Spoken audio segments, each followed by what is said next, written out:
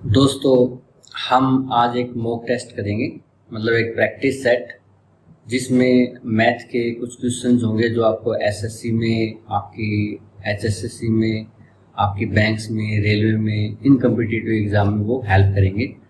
तो जैसे कि हम अलग अलग टॉपिक कर रहे थे, उसके साथ साथ हम मॉक टेस्ट भी बीच बीच में किया करेंगे। ये पहला मॉक टेस्ट, इसमें ये देखिए, इसमें 25 क्वेश्चंस हैं, इनको हम सॉल्व करेंगे आसान तरीके से बिल्कुल। ये देखिए पहला सवाल, इसमें हमारे पास क्या दिया है, 2 की पावर 2, 6 की पावर 2, जमा 10 की पावर 2, जमा 14 की पावर 2, ठीक है। और बाद में माइनस में है 1 का स्क्वायर, 5 का स्क्वायर, 9 का स्क्वायर, 13 का स्क्वायर, ठीक है। एक तरीका तो ये होता है कि इनका स्क्वायर निकालो, उनको जोड़ो, इनका स्क्वायर निकालो, उनको जोड़ो, उनको घटा दो, ठीक है। वो थोड़ा सा एक टाइम कंज्यूमिंग भी है, और एक हम कहें कि उसमें सिर्फ हम कैलकुलेशन का यूज़ कर रहे हैं और कोई मैथमेटिक्स का यूज़ हम नहीं कर रहे। इसमें मैथ का यूज़, एक फॉर्मूले का यूज़ हो रहा है। आप ध्यान से देखो तो a square minus b square का कैसे हो रहा है, ये देखिए। इसको 2 स्क्वायर माइनस 1 स्क्वायर लिख लीजिए, फिर इसको 6 का स्क्वायर माइनस 5 का स्क्वायर लिख लीजिए, फिर क्या है 10 और 9 का, और फिर 14 और 13 का, ऐसे लिख लीजिए। कैसे लिखेंगे आप, 2 का स्क्वायर माइनस 1 का स्क्वायर, 6 का स्क्वायर माइनस 5 का स्क्वायर, 10 का स्क्वायर माइनस 9 का स्क्वायर, 14 का स्क्वायर माइनस 13 का स्क्वायर। मैंने क्या किया है, आगे पीछे तो लिखा है, पहले 2 लिख दिया, फिर ये लिख दिया, फिर ये लिख दिया, यानी कि 5 जमा 10 है, इसको 10 जमा 5 लिख दो आगे पीछे, तो क्या फर्क पड़ता है, कोई फर्क नहीं पड़ता। मैंने वहां लगा दिया, एक प्लस का एक माइनस का, ठीक है। ये बन गया अब a square minus b square, सारे के सारे। इनका क्या फॉर्मूला होता है, a minus b, a plus b. a minus b आएगा 2 माइनस 1, और a प्लस बी आएगा 2 प्लस 1, ठीक है।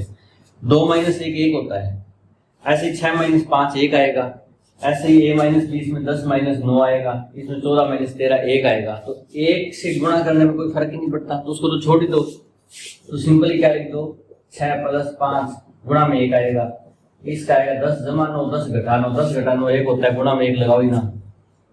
14 प्लस 13 a प्लस बी, और गुणा में a माइनस बी, 14 माइनस 13, वो 1 आएगा। 1 से गुणा करने की कोई जरूरत नहीं है।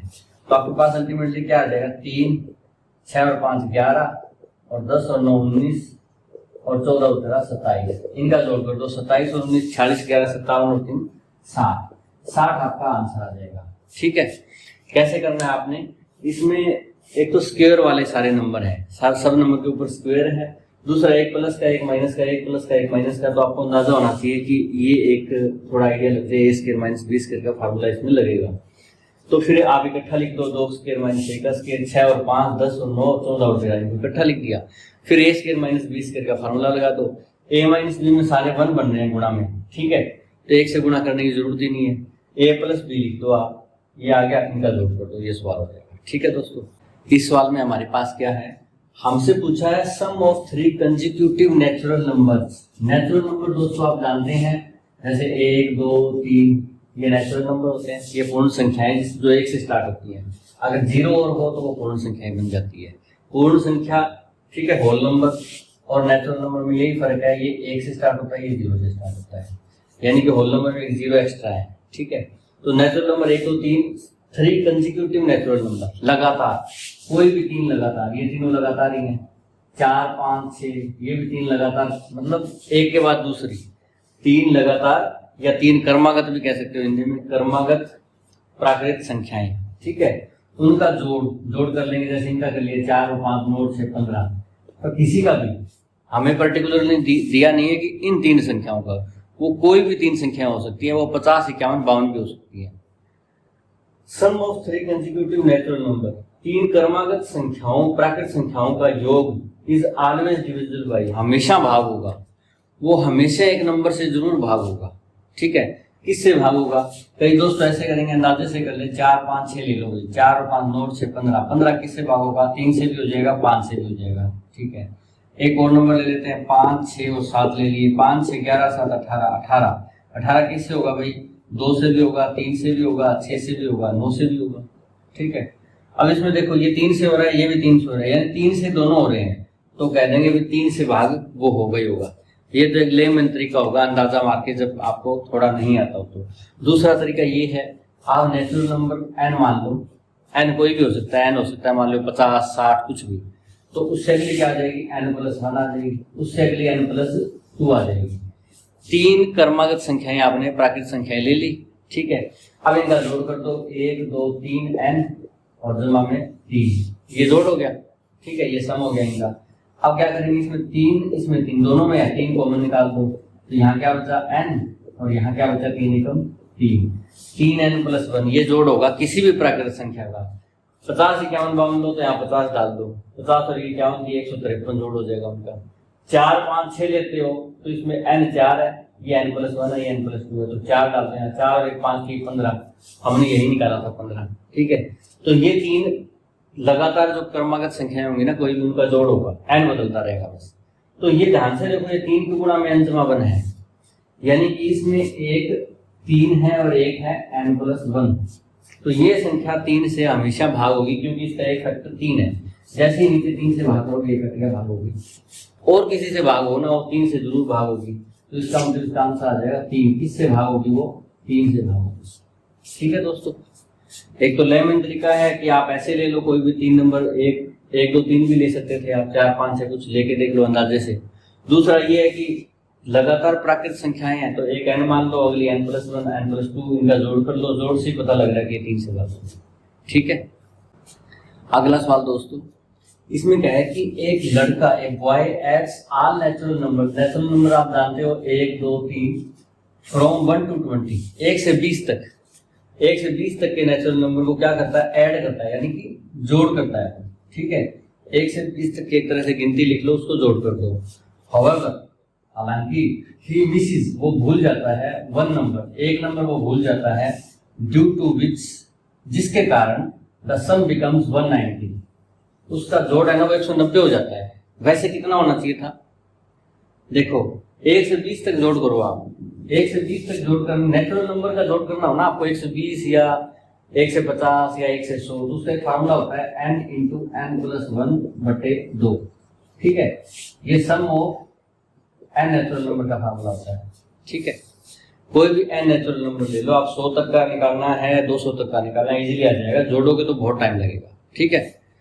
अच्छा, ये क्यों होता है ये फार्मूला, ये कभी बाद में आपको फुर्सत में समझाएंगे भी, ये कैसे बनता है, फार्मूला बना के भी दिखाएंगे जब हम ऐसा कोई चैप्टर करेंगे, ठीक है। अच्छा, तो अब मान लो आपको करना है 20 संख्याओं का जोड़, ठीक है। तो 20 संख्याओं का कैसा होगा, n की जगह 20 रख दो, 20 × 21 हो गया, और बटे में 2, 2 दाएं 10, 2 दाएं 20 हो गई, ये 210 हो गया। 210 जोड़ होना चाहिए था, ठीक है। जोड़ कितना होना चाहिए था, 210 होना चाहिए था। कितना, 1 से 20 तक का, 1 से आप 20 जोड़ोगे तो 210 जोड़ होना चाहिए था आपका, ठीक है। आपका जोड़ कितना हुआ, 190 हुआ, 190 जोड़, कितना कम हुआ, 20 कम हुआ आपका, 20 कम रह गया। क्यों रह गया, क्योंकि एक नंबर मिस हो गया था। कौन सा नंबर मिस हुआ था इसमें से, देखो 1 2 3 ऐसे चलेंगे 20 तक, इसमें से कौन सा नंबर मिस किया आपने। अगर आप एक मिस कर देते तो आपका जोड़ 1 कम होना चाहिए था ना, 210 की बजाय 209 होना चाहिए था। 20 कम हुआ है, यानी कि आप 20 लेना भूल गए, ये 20 आपने नहीं लिया, तभी आपका जोड़ क्या हुआ, 210 की बजाय 190 हुआ, 20 का फर्क पड़ गया, ठीक है। जोड़ 20 कम हुआ क्योंकि आपने 20 नहीं लिया। कैसे करना था, बिल्कुल सिंपल, एक लड़का है वो 1 से 20 तक की प्राकृतिक संख्याएं, 1 से 20 तक के नेचुरल नंबर को जोड़ता है, ठीक है। तो उस हिसाब से उसका जोड़ इस फार्मूले से 210 होना चाहिए था, बट उसने एक नंबर मिस कर दिया, इसलिए उसका जोड़ 190 हुआ, यानी 20 कम हुआ, तो इट मीन्स 20 वो जोड़ना भूल गया, ठीक है। इस सवाल में क्या है आपके पास, ये कोई संख्या दे रखी है आपको, इसमें क्या है 142n, एक डिजिट है वो मिस है, वो आपको दिया नहीं हुआ, ठीक है।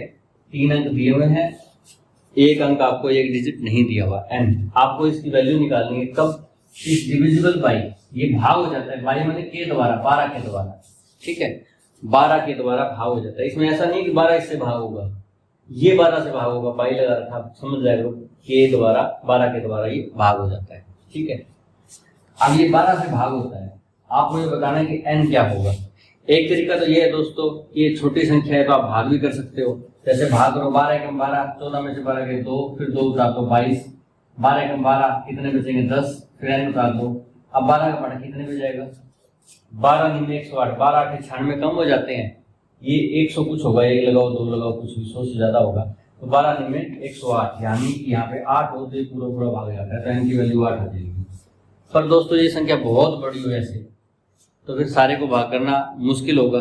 तो दूसरा तरीका ये है कि 12 के टुकड़े कर लो आप। 12 के टुकड़े एक लिए होते हैं 2, 2 और 3, 2 दूनी 4 3 12, ठीक है। दूसरा ये तरीका है कि 4 और 3 कर लिए मैंने, क्योंकि कि 2 से भाग जो 12 से भागोगी वो 2 से भागोगी, 2 से भागोगी और वो 3 से भागोगी। पर 2 और 2 तो सेम हो गया ना, फिर 2 और 2 तो सेम हो, जो 2 से भागोगी वो इस 2 से तो हो ही जाएगी, ठीक है। पर 12 से भागो वो 4 से भागोनी तो जरूरी है ना। 4 किसका टुकड़ा है? 12 का ही तो टुकड़ा है। अगर वो 4 से भागनी होगी तो 12 से भाग कैसे हो जाएगी? तो इसलिए इसके ऐसे टुकड़े बनाओ जिसमें कुछ कॉमन ना हो, जिसमें कुछ कॉमन ना हो, डबल ना आए। इसमें तो डबल आ जाएगा, इस 2 से भाग अलग थोड़ी करोगे आप 2 से।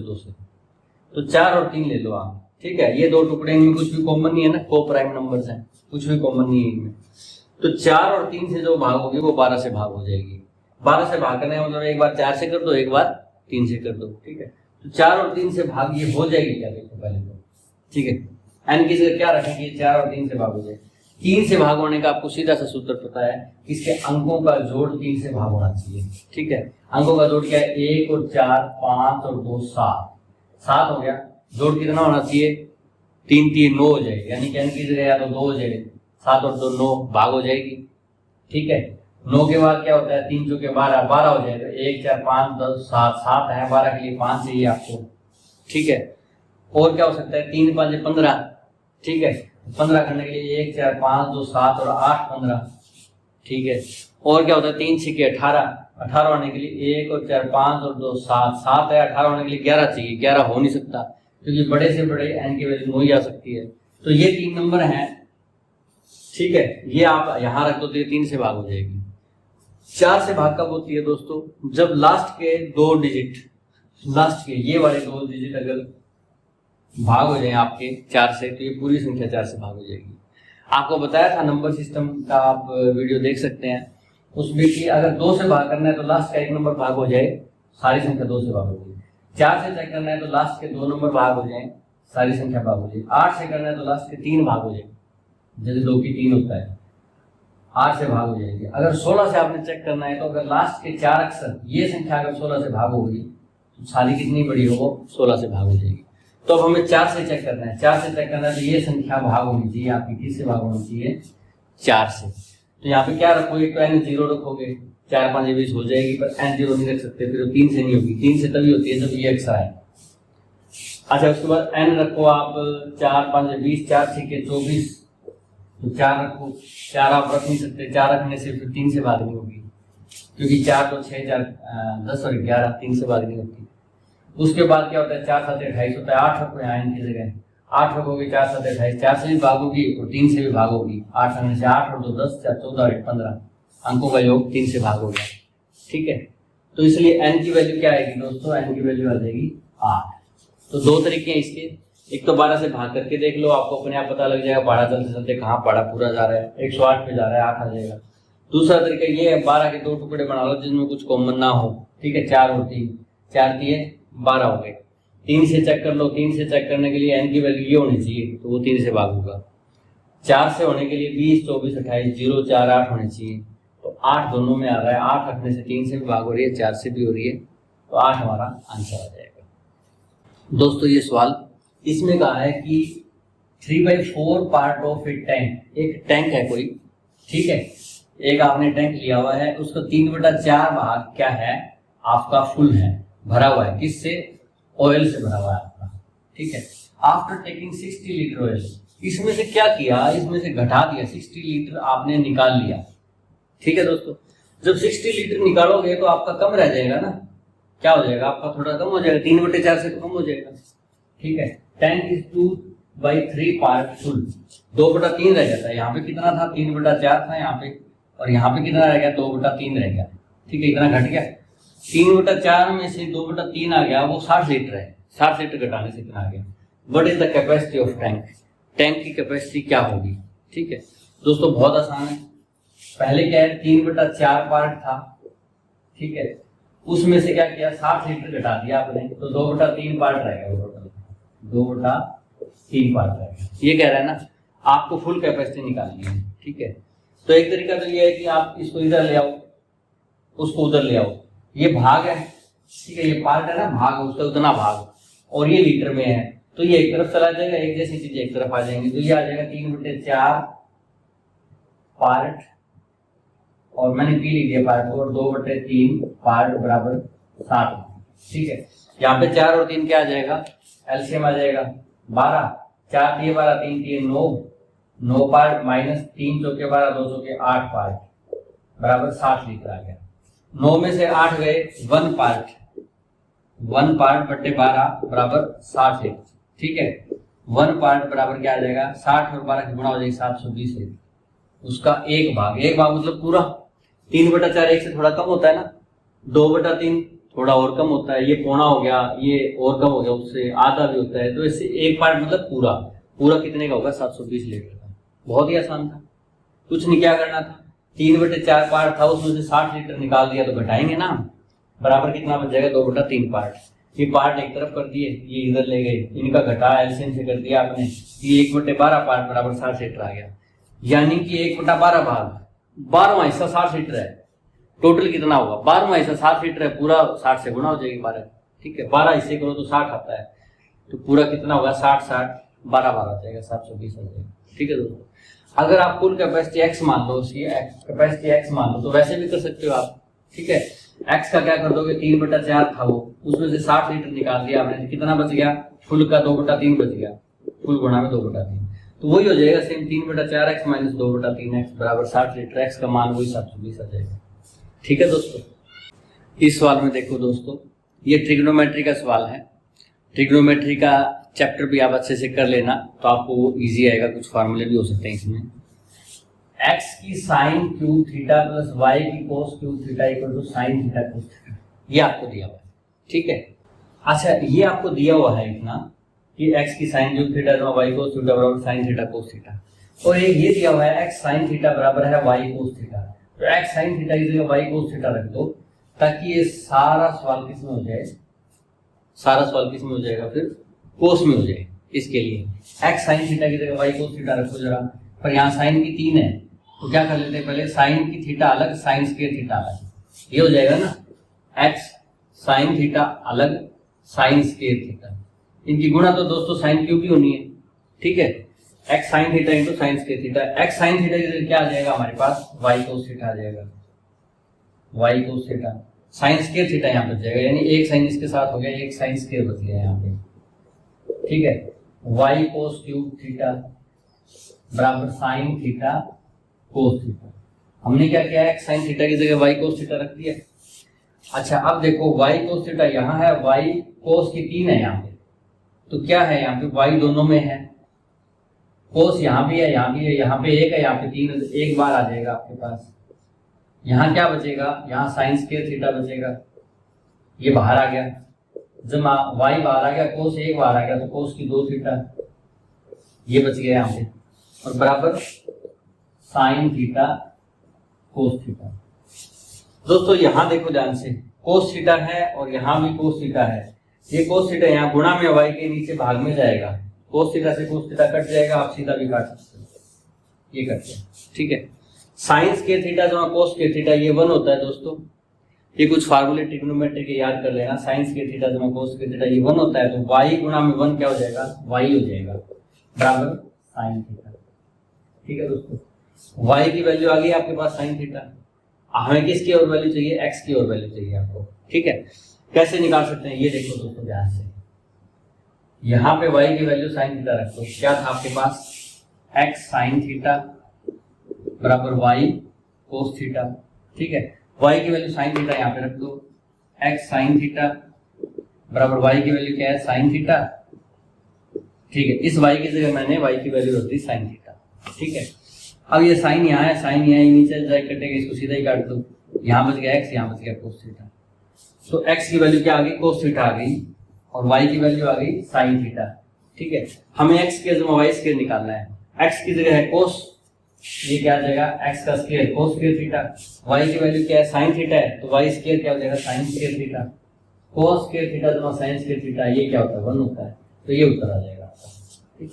हो सकता है आपको मुश्किल लगे कुछ दोस्तों को ट्रिग्नोमेट्री के सवाल, ज़्यादा मुश्किल नहीं है।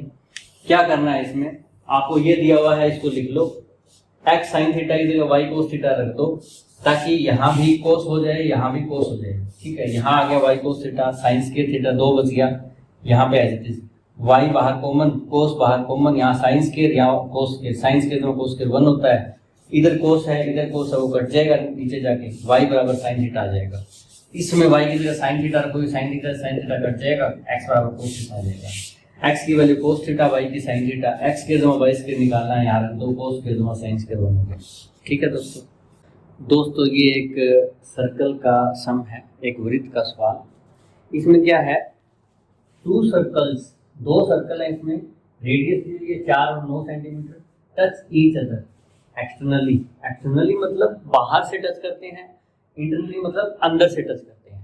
ठीक है, तो ये बाहर से टच करते हैं, बाहरी हिस्से से। इंटरनली टच करने का मतलब ये हो सकता है कि आप जैसे ये लगाओ और ये लगाओ, ऐसे भी काट सकते हैं। इंटरनली का बेस्ट तो ये होगा, ये ऐसे इंटरनली ऐसे काट सकते हैं और ऐसे भी काट सकते हैं, दो जगह, जब दो जगह काटे तो ऐसे। ठीक है, तो हमें क्या एक्सटर्नली एक दूसरे को टच कर रहे हैं, हमने टच कर दिया।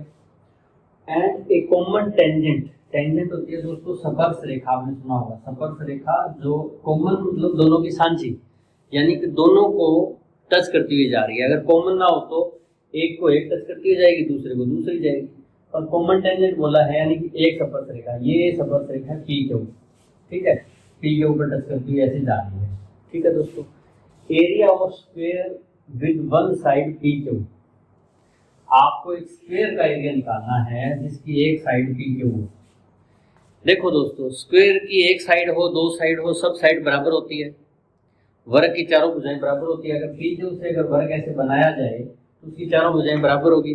अगर हमें ये पी क्यू पता है तो उसका एरिया क्या होगा, साइड जो होती है एक साइड उसका स्क्वायर होता है, भुजा का स्क्वायर, भुजा गुणा भुजा। ठीक है, तो हम पी क्यू अगर निकाल लेते हैं तो उसका स्क्वायर करते एरिया आ जाएगा। ठीक है दोस्तों, पी क्यू कैसे निकालेंगे हम, देखो हमारे पास रेडियस 4 और 9 दिए। ठीक है, ये छोटा वृत्त है, ये बड़ा वृत्त है, इसकी कैसे निकालेंगे, इसका एक सूत्र होता है दोस्तों। ठीक है, जिन्होंने सर्कल इसकी कुछ प्रॉपर्टीज की उनको पता होगा, कुछ को ना भी पता हो। ठीक है, थोड़ा वो मुश्किल हो सकता है, पहले उससे थोड़ा सा आपको समझा देते हैं कैसे। मान लो दो सर्कल है, एक ये सर्कल है दोस्तों, एक ये सर्कल है। ठीक है, आपको देखने में एक जितने बड़े लग रहे हैं ये, मान लो इसकी रेडियस भी 2 है और इसकी रेडियस भी 2 है। ठीक है दोस्तों, अब इन पे टच करती हुई कोई स्पर्श रेखा जाएगी, ठीक है, ऐसे चलेगी, मैं इसको ऐसे मिलाऊं अगर, तो ध्यान से देखो, ये जो दूरी है ये बिल्कुल इतनी दूरी दिख रही है, आपको दिख रही है ना दोस्तों। क्यों, क्योंकि आपका ये चीज बराबर है। ठीक है, ये चीज बराबर है, ये दोनों चीज बराबर, क्यों, क्योंकि रेडियस है, इसके बाद इसकी भी इतनी रेडियस है, इसकी इतनी रेडियस है, तो इसको टच करती हुई जाएगी जो वृत्त की ऊंचाई को, जितना ऊंचा वृत्त ये होगा उतना ही ऊंचा ये होगा, क्योंकि त्रिज्या बराबर है। ऐसा तो है नहीं ये इतना ऊंचा और ये 2 इतनी ऊंची हो जाएगी, तो बराबर है, तो ये लाइन इसको बिल्कुल यहाँ से टच करती हुई जाएगी, तो ये इसके बराबर ही होगी बिल्कुल। ठीक है, अगर दूसरी तरीके से हम अगर ऐसे ले लें, एक वृत्त तो ये ले लिया हमने, ठीक है, एक वृत्त ले लें हम बहुत बड़ा, इसकी मान लो 2 है त्रिज्या और इसकी त्रिज्या मान लो 20 है। अब अगर हम स्पर्श रेखा मिलती हुई खींचेंगे तो इसकी चोटी होती है ये और इसकी होती है ये, यहाँ नहीं मिलेगी, ये यूं मिलेगी। ठीक है, तो ये देखिए अब क्या हो गया कि ये इतनी बड़ी थी, यहाँ इतने से मिल गई। क्यों मिल गई, क्योंकि अगर ये बराबर होता ना, छोटा होता तो ये यहाँ आके मिलती है, अब क्योंकि स्लोप एकदम ज्यादा हो गई। ठीक है, तो अब क्या हो गया आपके पास, अब एकदम से उठ के यहाँ पे मिल गई, यहीं पे मिल गई, इसके सामने नहीं मिली, इससे पहले मिल गई। तो अब क्या होगा, ये बड़ी होगी और ये छोटी होगी भुजा। इसमें क्या था, इसमें दोनों बराबर थी, ये जो टेंजेंट था, ये जो 2 सेंटर है ना आपके सर्कल के, इनके बीच की जो दूरी है, इनका जो डिस्टेंस बिटवीन सेंटर इसके बराबर ही था वो। अगर मैं ये बड़ा कर दूं यूं तो ये यहाँ जाके मिलेगी। ठीक है, तो बिल्कुल चोटी पे नहीं पहुंच पाई, पहले ही मिल गई ये। ठीक है, और इसका जो बड़ा होगा तो इसका सेंटर बहुत बढ़ जाएगा, यहाँ आ जाएगा सेंटर यूं। ठीक है, तो ये लंबी हो जाएगी, ये कम हो जाएगी। तो इसका मतलब क्या हुआ कि अगर वृत्त दोनों एक जैसे हैं, ठीक है, तब तो इनके जो बीच की दूरी है ना, ये distance between centres of circle, ये बीच की दूरी दोनों सेंटर्स की, उतनी ये ऊपर वाली होगी, ठीक है। पर अगर एक छोटा है एक बड़ा है तो क्या होगा, जब ये यूं उठेगी तो ये कम हो जाएगी, ये क्या हो जाएगी, ये दूरी ये कम हो जाएगी। कितनी कम हो जाएगी, जितना वो बड़ा है, ठीक है। अगर ये बहुत बड़ा होगा तो एकदम उठ के यही भी मिल जाएगी, यही भी मिल जाएगी, ऐसे हो जाएगा, है ना। जितना ज्यादा ये बड़ा करोगे तो ये जल्दी से इसको टच कर जाएगी, यहाँ टच करने की बजाय जल्दी टच करेगी, ठीक है, तो इतना ही छोटा होगी। तो इसलिए इसका सूत्र ऐसे होता है, ये जो टेंजेंट होता है ना, टेंजेंट, ये पी क्यू है, जो टेंजेंट पी क्यू, इसका स्केयर किसके बराबर होता है दोस्तों, इस distance between centres, distance between centres, इसका स्केयर, ठीक है, इसका स्केयर, और इसमें से माइनस कर देते हैं हम किसका, बड़ी त्रिज्या मान लो ये R2 मान लो, मैं इसको R1 मान लूं, तो बड़ी त्रिज्या में से छोटी त्रिज्या का स्केयर, ठीक है, या इसको यूं कह दूं डिफरेंस बिटवीन रेडियस या डिफरेंस बिटवीन सर्कल्स, ठीक है। अगर ये बराबर होंगे ये, तो ये डिफरेंस 0 आएगा, जितनी ये होगी इतनी ये होगी, फिर तो इतनी आ जाएगी, ये डिस्टेंस बिटवीन सेंटर्स ये इतनी आ जाएगी ना, ये और ये क्या हो जाएगी, बराबर हो जाएगी। अगर एक छोटा है एक बड़ा है तब क्या होगा, इतना तो ले नहीं लेना आपने, डिस्टेंस बिटवीन सेंटर्स ये ले लिया, और इसमें से घटा देंगे क्या, जितना फर्क है इसमें, इस वृत्त में इस वृत्त में क्या फर्क है, इसकी त्रिज्या बड़ी है इसकी छोटी है, दोनों का डिफरेंस कर दो, ठीक है, R2 माइनस R1 का स्केयर। ये सूत्र आपको कुछ बच्चों को याद भी होगा, बनता कैसे है, थोड़ा सा समझने का तरीका यही है कि अगर इनकी रेडियस बराबर हो, बिल्कुल समान होंगे, तब तो जितनी ये होगी उतनी ये होगी, बिल्कुल ऐसी लाइन आएगी, देखो दोस्तों, यू यू, तो ये जितनी ये। अगर ये बड़ा होगा ना तो ये पहले मिल जाएगी यू, ये छोटी हो जाएगी, ये बढ़ी जाएगी, जैसे जैसे वृत्त बढ़ाते जाओगे त्रिज्या ये वाला हिस्सा तो बढ़ता जाएगा, ये छोटा होता जाएगा, ठीक है। तब क्या आएगा, ये इसका स्केयर माइनस में इन दोनों का जो डिफरेंस है, ठीक है, जितना ये ज्यादा बड़ा होगा ये छोटा होगा, इनका डिफरेंस बढ़ता जाएगा, उतनी ये कम होती जाएगी, तो क्या घटाएंगे, इनका डिफरेंस, इसकी त्रिज्या माइनस इसकी त्रिज्या, बड़े की त्रिज्या माइनस छोटी की त्रिज्या, इसका स्केयर, तो क्या हो जाएगा, डिस्टेंस बिटवीन सेंटर क्या है, ये 4 और ये 9, ये डिस्टेंस है 13, ये टोटल 13 का स्केयर, और माइनस R2 माइनस R1, ये त्रिज्या 9 है ये 4 है, 9 में से 4 के 5 का स्केयर, ठीक है, 169 माइनस 25 144 होता है, ठीक है। तो ये पी क्यू स्केयर बराबर 144 आ गया दोस्तों, ठीक है, पी क्यू 12 आ जाएगी, पर हमें क्या निकालना था, area of square with one side P Q, जो भुजा पी क्यू हो तो उस स्क्वायर का एरिया वो क्या होता है, पी क्यू का स्क्वायर ही होता है भुजा का स्क्वायर, 144 आ गया, ये आंसर आ जाएगा दोस्तों, ठीक है।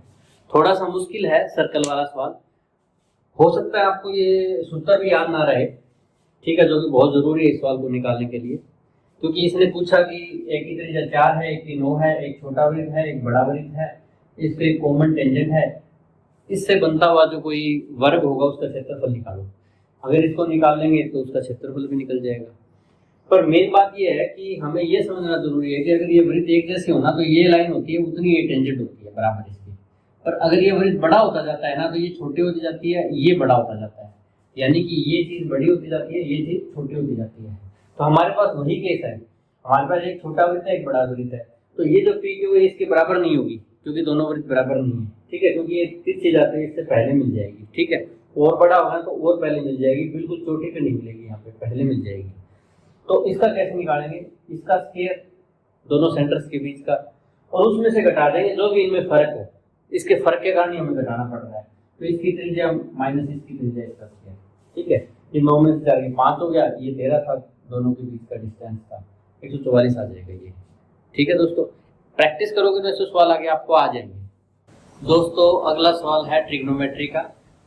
इन्होंने पूछा है if cot a plus b equal to x, अगर कोट a जमा b का मान x है देन x की वैल्यू क्या होगी। घुमा के पूछा है, मतलब वही है, कोट a जमा b की वैल्यू निकालनी है, x की वैल्यू निकालनी है, x इसके बराबर है, ठीक है ना, पहले कह दिया कि x इसके बराबर फिर x की वैल्यू निकालो, तो इसका मतलब इसी की वैल्यू निकालो, यानी कि कोट a प्लस b की वैल्यू क्या होगी ये हमें निकालना है।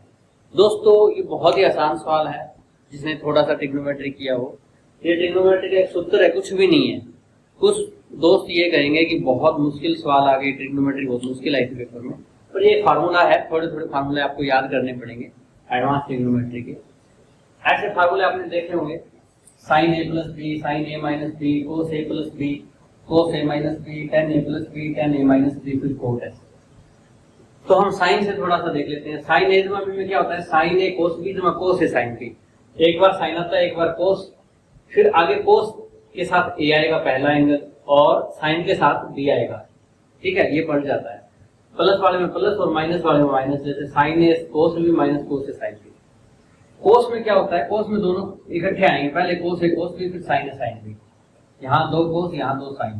प्लस वाले में माइनस, माइनस वाले में प्लस, तो माइनस वाला क्या आ जाएगा, कोस ए माइनस बी, कोस ए कोस बी प्लस साइन ए साइन बी। निशान उल्टा हो जाता है, इसमें प्लस का प्लस, माइनस का माइनस, इसमें प्लस वाले में माइनस आता है, माइनस वाले में प्लस आता है, ठीक है।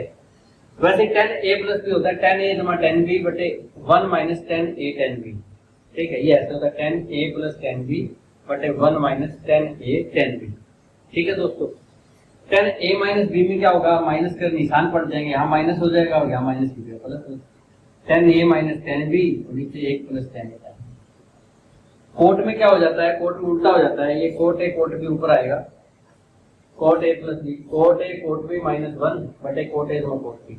यहाँ प्लस है, ए प्लस बी है, यहाँ ए बी वाले में प्लस आएगा, गुणा वाले में माइनस।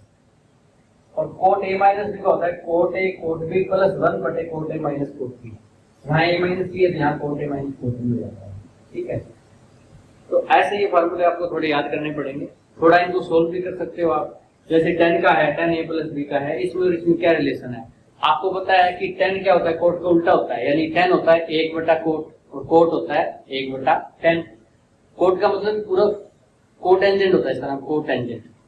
को मतलब उल्टा, टेन का उल्टा।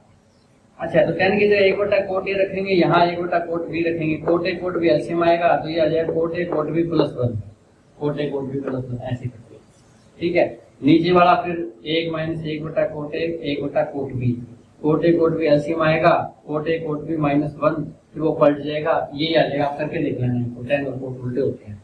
ऐसे साइन बटा कोस, इन तरीके से आपको करके देख सकते हो ताकि ये फॉर्मूले अच्छे से आपको याद हो जाए।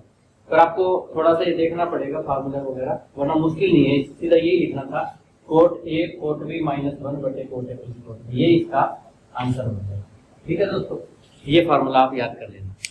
दोस्तों एक घड़ी वाला सवाल, घड़ी वाले सवाल काफी इंटरेस्टिंग होते हैं, मुझे तो बड़ा मजा आता था उस टाइम करने में। ये आप एक रीजनिंग का भी सवाल कह सकते हैं, इसको मैथ का भी कह सकते हैं, ठीक है। आप मतलब common reasoning common sense use करोगे तो सवाल हो जाएगा। क्या पूछा है इसमें, angle formed by our and, जो घंटे वाली घड़ी है, ठीक है, वो एंड मिनट एंड, जो मिनट वाली सुई है, मिनट वाली सुई और घंटे वाली सुई के द्वारा बनाया गया एंगल, फॉर्म मतलब बनाया गया एट 2:15 PM, 2:15 पे वो क्या एंगल बनाती है। सिंपल सी बात ये है हमारी। देखो दोस्तों ये घड़ी देखिए, यहाँ पे 12 बजते हैं, 1 2 3, जब 2:15 होते हैं तो मिनट वाली सुई 3 पे आ जाती है, 2 बजते हैं तो ये घंटे वाली सुई यहाँ पे होती है, पर थोड़ा सा आगे चल जाएगी, 2 से 2.25 होंगे ना, थोड़ी सी आगे चली जाएगी, तो ये यहाँ पे मान लो यहाँ पे हो जाएगी। ये छोटी सुई है, ये बड़ी सुई है, ये एंगल आपको ये निकालना है, ठीक है दोस्तों, ये आपको निकालना है। देखिए पहले मिनट की सुई जो है उसको देख लीजिए, ये मिनट की सुई यूं चलती है, ठीक है, और ये पूरा सर्कल जो है, ये कोण जो होता है ना, यहाँ से चलकर यहाँ तक, यहाँ से यहाँ चले 90 हो गया, यहाँ से यहाँ ये 180 का होता है, और ये वापस यूं हो जाए तो 360 डिग्री का ये सर्कल का पूरा एंगल होता है, ठीक है दोस्तों। और ये कितने में कवर कर देती है मिनट की सुई, 60 मिनट में कर देती है, 60 मिनट में कर देती है। कि यानी क्या हो गया कि 1 मिनट में मिनट वाली सुई कितना एंगल कवर करेगी, 6 डिग्री, 6 डिग्री कर देगी। अब घंटे वाली सुई पे आ जाओ, घंटे वाली सुई यहाँ से चलकर यहाँ तक कितनी देर में आएगी, ठीक है दोस्तों। ये देखो 12 बजे से दोबारा 12 बजेंगे, 12 घंटे में आएगी वो घंटे वाली सुई, 12 घंटे लगाएगी। 12 घंटे में कितने मिनट हो गए, 12 × 6 = 72, 720 मिनट, 720 मिनट बोलेगी।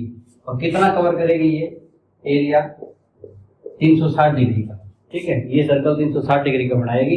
360 डिग्री बनाने के लिए वो 12 घंटे यानी 12 × 6 = 72, 720 मिनट लेगी। तो ये कितना 1 मिनट में एंगल बनाएगी, वो 1 मिनट में वो कितना एंगल बनाएगी, ये काट दो 0 0 7 1 36 37 1/2 डिग्री, यानी कि आधा डिग्री बनाएगी वो, आधा डिग्री बनाएगी। दूसरी आप इस चीज को और भी देख सकते हो दोस्तों, ये देखो 12 से 1 कितना हो गया, ये आपके पास कितने कॉलम बने हुए हैं इस घड़ी में, 12 बने हैं ना, ठीक है। ये 1 घंटा, ये दूसरा घंटा, ये तीसरा घंटा, ऐसे 1 घंटे में ये 12 बने हुए हैं टोटल, ठीक है। ये कितने डिग्री का होगा, ये टोटल है 360 का, यहाँ तक 90 का हो गया। जैसे देखो यहाँ ये 90 का बनता है, यहाँ से यहाँ तक, इसमें 3 है तो ये 30-30 के होंगे ना सारे के सारे, ये सारे के सारे क्या होंगे 30-30 डिग्री के होते हैं, ठीक है। मिनट वाली सुई तो 5 मिनट में कर देती है, यहाँ से यहाँ तक जाती है 5 मिनट में सिर्फ, तो 5 से 30 यानी कि 1 मिनट में 6 निकालती है, ठीक है। घंटे वाली सुई यहाँ से यहाँ तक 60 मिनट में जाएगी ना, 1 घंटे में 60 मिनट में जाएगी 30 डिग्री, 60 मिनट में 30 डिग्री जाएगी, तो 1 मिनट में तो आधा डिग्री जाएगी वो, ठीक है, हाफ जाएगी। तो अगर हम इसकी बात करें, ये तो 30 डिग्री है 2 से 3 तक, पर ये जब 2 से 3 जाती है तो ये थोड़ा सा ये भी चले जाती है घंटे वाली, तो ये 30 से थोड़ा कम होगा, ये एंगल 30 से कम होगा। कितना कम होगा, देखो ये चली 2 से 3 मिनट वाली, तो 5 मिनट चली ना, ये कितनी चली दोस्तों 2 से 3 तक 5 मिनट, तो कितना एंगल बनाएगी 5 से 30 डिग्री, ठीक है। घंटे वाली जब यहाँ चली है 2 से, तो 2 से 2.25 तक 15 मिनट चली है वो, 2 से 2.25 पे गई, चली थोड़ी सी है पर मिनट 15 निकाल देती है वो इतने में। यहाँ से यहाँ तक चलेगी तो घंटा निकाल देगी वो, ऐसा नहीं कि 15 मिनट निकालेगी। तो ये 15 मिनट चली है, तो 15 मिनट में घंटे वाली कितना एंगल निकालेगी, ये 1/2 आधा निकालती है, तो 15/2 यानी कि 7.5 डिग्री एंगल वो निकाल देती है। ये इतना एंगल जो है ना, ये इसका बीच का 7.5 डिग्री है। तो ये देखो ये टोटल 30 डिग्री है, इसमें से 7.5 घटा दें तो ये वाला बच जाएगा, 30 में से घटा दो 7.5, ठीक है, ये 22.5 डिग्री आ जाएगा। यही आपका आंसर है, ठीक है दोस्तों। कैसे करना है इस सवाल को, इसमें ये देख लिया करो कि बीच में से तो अंदाजा लगाना मुश्किल होता है ये कोण कितना है, बस किसी एक 2 से या 12 से भी ले लो आप, 12 से इतना ले लो, ठीक है। ये 90 डिग्री का कोण है, इसमें से 12 से 3 तक गई है ये, ठीक है। तो ये वाली घड़ी कितना कोण बनाएगी घंटे वाली, ये तो 3 तक पहुंच गई, ठीक है, यहाँ तक ये 90 बना दिया इसने, यानी कि 15 मिनट 15 से 90, ये 1 घंटा 2 घंटा और 2.25 घंटे, 2 घंटे में हो गए आपके कितने मिनट हो गए दोस्तों 120, और 15 मिनट और 135 मिनट चली है वो घंटे वाली, तो 135/2 कितना एंगल बनाएगी, 135/2 कितने होते हैं दोस्तों, लगभग 67 से 1/2 डिग्री। ऐसे भी आप निकाल सकते हैं। सिंपल सा आपने यही देखना है कि मिनट वाली ने कितना निकाला, उसमें से घंटे वाली का निकाल दो तो उनके बीच का आ जाएगा, क्योंकि मिनट वाली यहाँ से यहाँ आई, ठीक है, इसने 30 डिग्री निकाला, पर तब तक घंटे वाली कुछ आगे चली गई, यहाँ है घंटे वाली, यहाँ नहीं है, यहाँ से यहाँ तक तो 30 है, पर वो यहाँ है, यहाँ से यहाँ तक निकालना है हमें, तो हमें ये नहीं निकालना, ये घटा दो, ठीक है। ये 7.5 था उसका। ऐसे हम बाकी हम जब ये चैप्टर करेंगे ना, उस चैप्टर में इन सवालों को अच्छे से प्रैक्टिस करेंगे तो और ज़्यादा समझ में आ जाएगा, जब कई सवाल ऐसे करेंगे हम। दोस्तों इस सवाल में आपको x, y और z ये 3 इनके बराबर दिए हुए हैं, x का मान ये, y का ये, z का ये। आपको बताना है ट्रू रिलेशन कौन सा है इसमें। एक में देखा y छोटा है x से, x बराबर है z के, इसमें x छोटा है y के और x z के बराबर है, यानी कि x और z दोनों ही y से छोटे हैं। इसमें y छोटा है z से, z छोटा है x से, यानी x सबसे बड़ा है। इसमें z छोटा है x से और x छोटा है y से, इसमें y सबसे बड़ा है, z सबसे छोटा है। ये आपको देखना है, ये आप इनकी वैल्यू से देख सकते हो दोस्तों। आसान सॉल्व करना बिल्कुल ही आसान है। इसका स्क्वायर करना है दोस्तों, तो 8 का स्क्वायर होता है 64। दशमलव में आपको बताया था 1 और 2 डेसिमल प्लेसेज हैं, तो 2 बार गुणा करोगे 2 और 2 4 हो जाएंगे, यानी कि 4 डिजिट के आगे डेसिमल लगेगा। ठीक है दोस्तों, डेसिमल फ्रैक्शन का आप चैप्टर की वीडियो देख सकते हैं। अच्छा, y बराबर ये इतना ही है नीचे, y बराबर 1/, ये सेम है देखो ये बिल्कुल। तो इसका स्क्वायर 8 का स्क्वायर वही 64 और 2 डेसिमल और आ जाएंगे। ठीक है, यहाँ 2 डेसिमल थे तो स्क्वायर करोगे डेसिमल 4 लग जाएंगे। ठीक है, अब इसका आप डेसिमल हटा दो, 1 2 3 4 डेसिमल हटा दो। 4 डेसिमल हटाओ तो ऊपर हटाते हो तो नीचे 0 लग जाती है उतनी। जैसे 3.5 है, मैं डेसिमल हटाऊंगा तो क्या करते हैं हम, 1 डेसिमल की 1 0 नीचे लगा देते हैं, 35/10 है ना। ऊपर हटाओ तो नीचे 0 लगा दी, नीचे हटाओ तो ऊपर 0 लगेगी, उल्टा होगा। ठीक है, तो 1 2 3 4 0 ऊपर लगा दो। ठीक है, तो क्या हो जाएगा, डेसिमल हट जाएगा, ये आगे वाली 0 भी हटा दो। ठीक है। 64 के आगे जीरो लगाने का कोई फायदा ही नहीं है, डेसिमल नहीं है, तो ये 64 ही है इसका मान। ठीक है, ये इतना आ गया आपके पास। अच्छा, इसको सोल्व बाद में कर लेंगे, जरूरत नहीं पड़ेगी। जेड कितना है, ये है दोस्तों, देख लो, 1 माइनस ये और इसका स्क्वायर माइनस 1। अच्छा, ये a माइनस बी का स्क्वायर लगा लो, क्योंकि एक में से ये घटाओगे ना तो ये 92 समथिंग आएगा, 92, उसका स्क्वायर मुश्किल हो जाएगा घटाने के बाद, तो घटाने से पहले कर लो a माइनस बी का स्क्वायर, तो वो क्या हो जाएगा, a square plus b square minus 2ab, a square 1 का स्क्वायर 1 प्लस बी स्क्वायर इसका स्क्वायर 8 8 64 और 2 दशमलव के 4 दशमलव लग जाएंगे, और माइनस 2ab 2 इंटू 1 इंटू ये, तो 2 से इसकी गुणा करो 16 हो जाएगा, 1 6 2 दशमलव है। ठीक है, तो ये आ जाएगा कितना। ठीक है, और माइनस में 1 ये पीछे बढ़ा है, ये लगा दिया यहाँ पे, तो 1 प्लस का 1 माइनस का ये कट गया, ये कितना आ जाएगा दोस्तों, ये जोड़ लो आप, ये घटाना है, सॉरी ये है। अब ध्यान से देखो छोटा कौन सा इसमें, ये आपको 16 नजर आ रहा है, ये छोटा दिखेगा पर ये छोटा है, क्यों, इसमें 4 डेसिमल है, 4 डेसिमल बटे 4 जीरो, ये 2 ही है। ठीक है, तो ये बड़ा है, ये छोटा है, तो ये बड़ा है तो बड़ा माइनस कर दिए, उत्तर माइनस का आएगा, जो भी आएगा। अगर निकालना हो तो आप निकाल भी सकते हो, वरना जरूरत नहीं है इसकी। ये है और ये है 0064, 4 डेसिमल। डेसिमल हमेशा बिल्कुल लाइन में लगाने हैं, जोड़ घटा में, यहाँ कुछ नहीं है, यहाँ जीरो लगा दो, अब इसको घटा दो। ठीक है, ये आ जाएगा इसका मान, ये माइनस का था बड़े वाला, तो माइनस का 0.1536।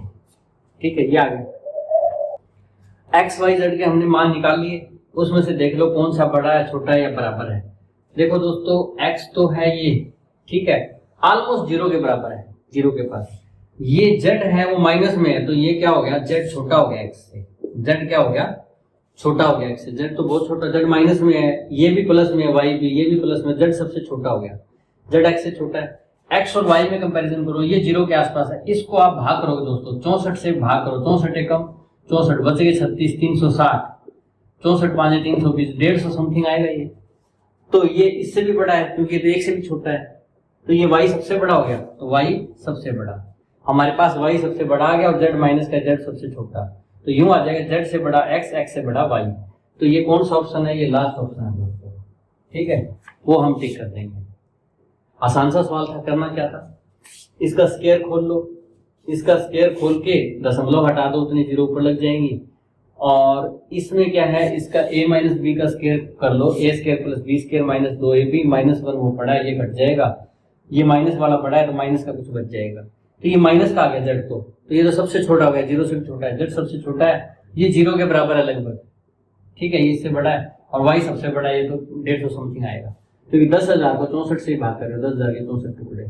ठीक है, तो ये 150 समथिंग आएगा, ये y सबसे बड़ा है, ऐसे आप निकाल सकते हो दोस्तों। ये सवाल अलजेब्रा का सवाल है, ये इसमें दिया है x की पावर 4 प्लस 1 बटा x की पावर 4 बराबर 23 है, तो x माइनस 1 बटा x का स्क्वायर हमें निकालना है। ठीक है, देखो यहाँ पावर 4 है दोस्तों, यहाँ पावर 1 है।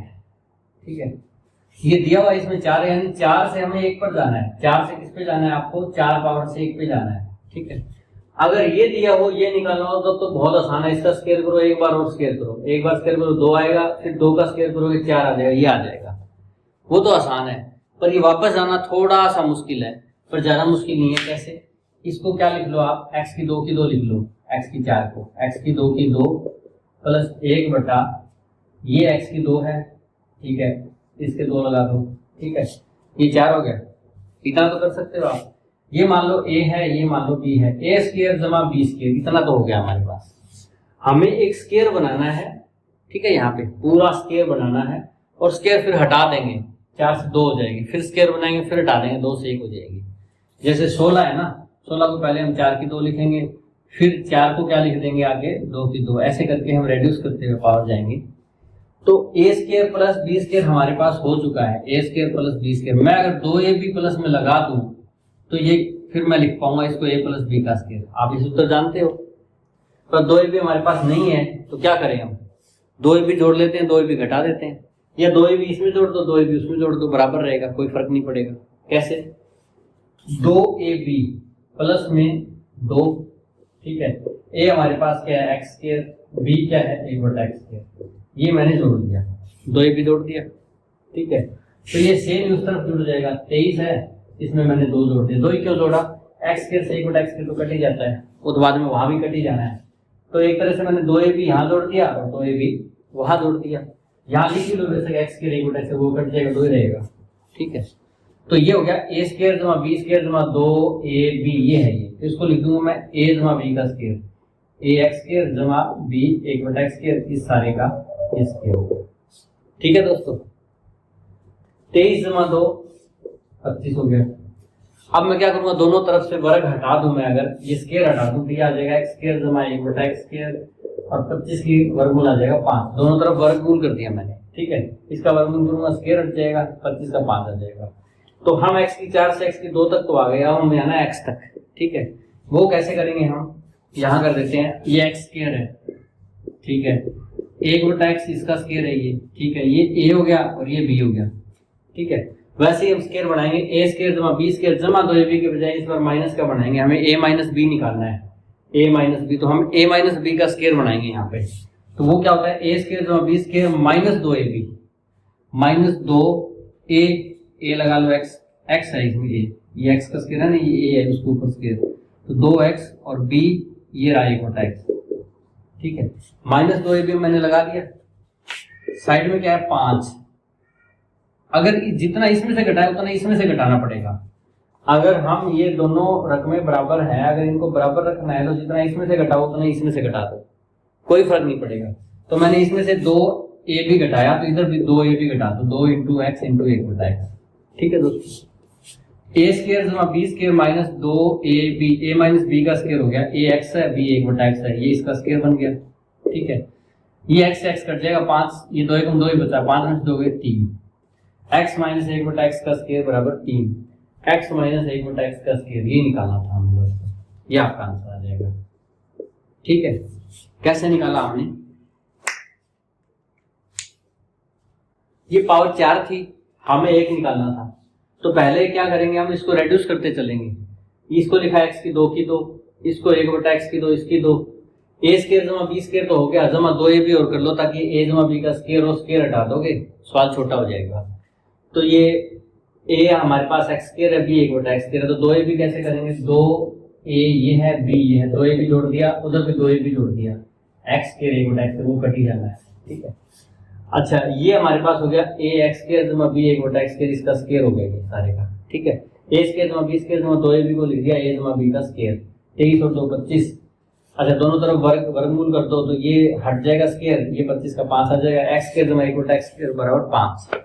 या हम फिर से इसका फार्मूला बनाएंगे, क्या हमें निकालना है x माइनस 1/x, यानी a माइनस b निकालना है। तो कैसे करोगे, ये मान लो a स्क्वायर है और ये 1/x का स्क्वायर है, ये b स्क्वायर है, a स्क्वायर जमा b स्क्वायर माइनस 2ab, तब वो बनता है a माइनस b का स्क्वायर। तो माइनस 2ab जोड़ लो, माइनस 2ab यहाँ जोड़ दो, तो माइनस 2x × 1/x, ये 2ab यहाँ घटा दिया, 2ab इसमें से घटा दिया। ठीक है, दोनों तरफ घटा दिया।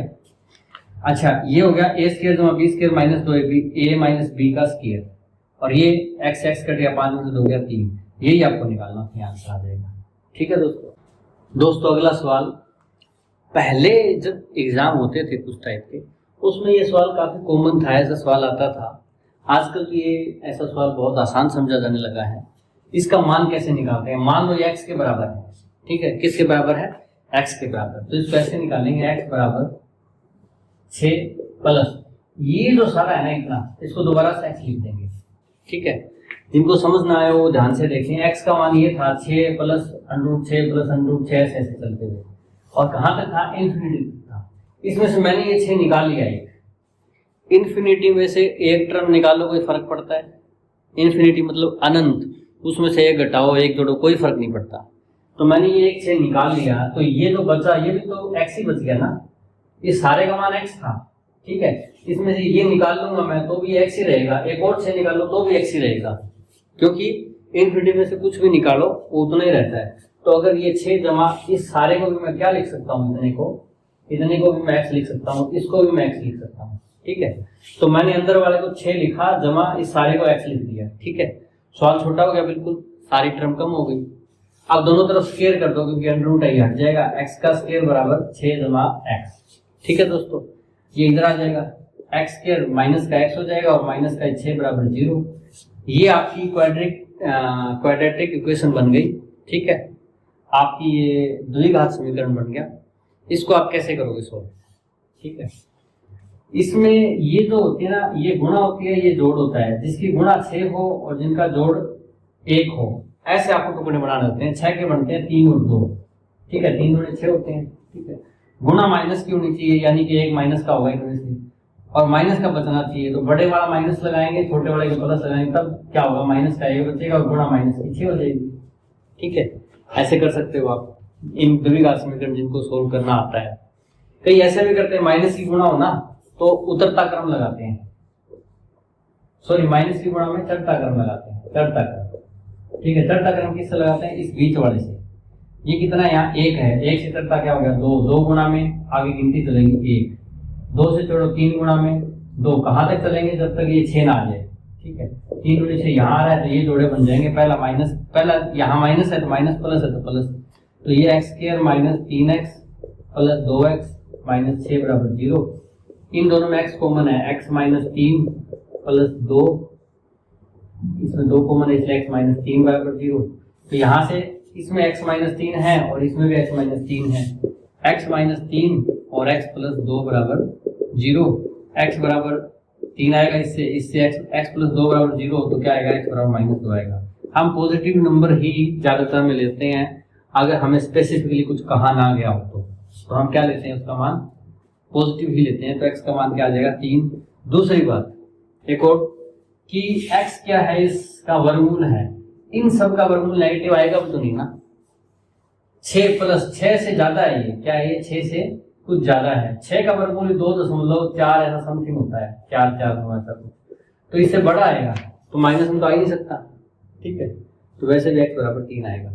तो क्या करना है इसमें, इसको x मान लो, ये 6 लिखो, ये एक तरफ निकाल लो और इस सारे को फिर से x लिख दो, फिर स्क्वायर कर दो, फिर द्विघात समीकरण बन गया। द्विघात समीकरण के चैप्टर में आप सोल्व करना डिटेल में इसको सिखाएंगे। ज्यादातर को तो आता ही होगा ऐसे, इसके टुकड़े बनाने 3 और 2, इससे 3 मान आ जाएगा, ये आपका उत्तर है, ठीक है। ये ट्रिग्नोमेट्री का सवाल है दोस्तों। Second 4 theta minus second square theta, ठीक है। इसमें से ध्यान से देखोगे तो सेकेंड स्क्वायर तो कॉमन ही आ रहा है, सेकेंड की यहाँ 4 है यहाँ 2 है, तो सेकेंड की 2 कॉमन है तो कॉमन निकाल लो। सेकेंड की 2 थीटा कॉमन निकाल ली, अंदर क्या बच गया, सेकेंड स्क्वायर थीटा माइनस 1, ठीक है। अब क्या करेंगे हम, सेकेंड स्क्वायर थीटा में से 1 घटाना है। देखो दोस्तों, ट्रिग्नोमेट्री के चैप्टर को अच्छे से आना चाहिए, इसको करने के लिए आप ये ऐसे मान निकालते हैं दोस्तों, साइन से लेकर कोसेकेंट तक, ठीक है।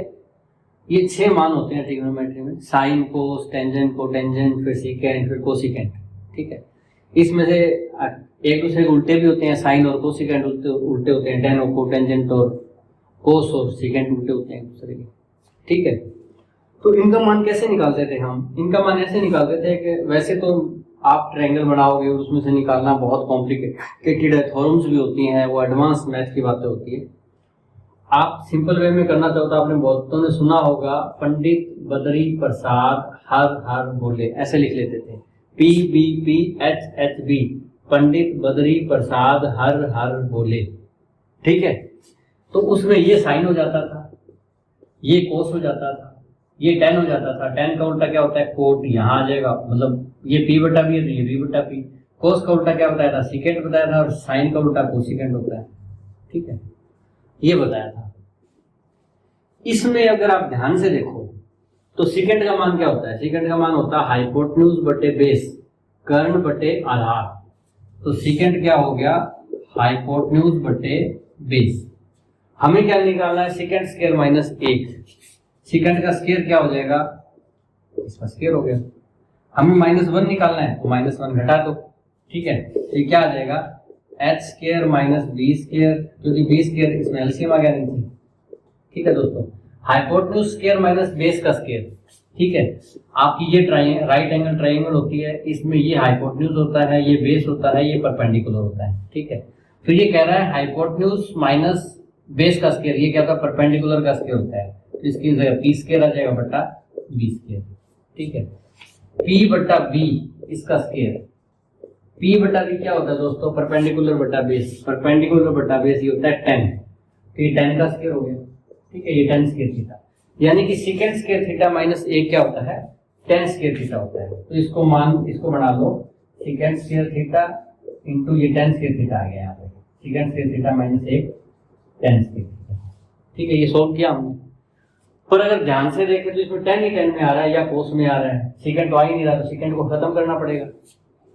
सेकेंड को क्या करना पड़ेगा, खत्म कर सकते हैं हम कैसे, अभी हमने निकाला था यहाँ पे कि सेकेंड स्क्वायर थीटा माइनस एक होता है टेन स्क्वायर थीटा, अभी निकाला था ये। तो यहाँ से सेकेंड स्क्वायर का मान निकाल लो, सेकेंड स्क्वायर थीटा क्या हो जाएगा, ये माइनस वन हो जाएगा प्लस वन हो जाएगा, one plus ten square theta. ठीक है भाई, सेकेंड स्क्वायर थीटा में से एक घटाओ तो टेन स्क्वायर थीटा आता है, या टेन स्क्वायर में एक जोड़ो तो सेकेंड आता है, या सेकेंड में से मैं टेन स्क्वायर घटाऊं तो वन आएगा। बात सीधी सी ये है, टेन स्क्वायर और सेकेंड स्क्वायर में एक का फर्क है, टेन छोटा है ये बड़ा है।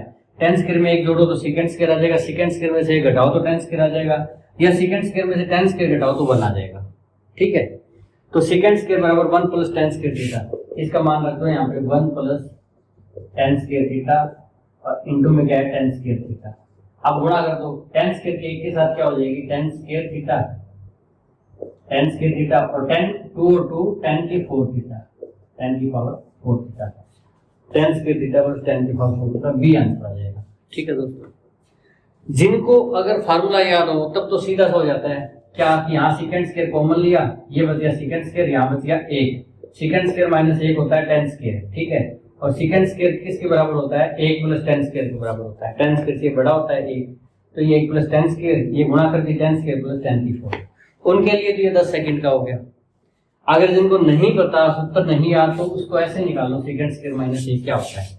ठीक है, कैसे निकालो, यहाँ से पंडित बद्री प्रसाद हर हर बोले, ये sine cos ten coat second cosecant, second होता है हाइपोटेन्यूज बटा बेस, हाइपोटेन्यूज बटा बेस, और इसका स्क्वायर सेकेंड स्क्वायर है तो, और माइनस में एक, ये देखो ये हमने निकाला तो ये हाइपोटेन्यूज का स्क्वायर माइनस बेस का स्क्वायर परपेंडिकुलर का स्क्वायर आ गया, कर्ण की दो माइनस आधार की दो बराबर लंब की दो, परपेंडिकुलर स्क्वायर बटे बेस स्क्वायर था ये नीचे, तो पी बटे बी परपेंडिकुलर बटे बेस लंब बटे आधार, ये 10 होता है, तो ये 10 स्क्वायर होता है। ठीक है, तो एक तरह से सेकेंड स्क्वायर में से एक घटाओ तो 10 स्क्वायर आता है, ना हो तो ऐसे फार्मूला निकाल भी सकते हो आप।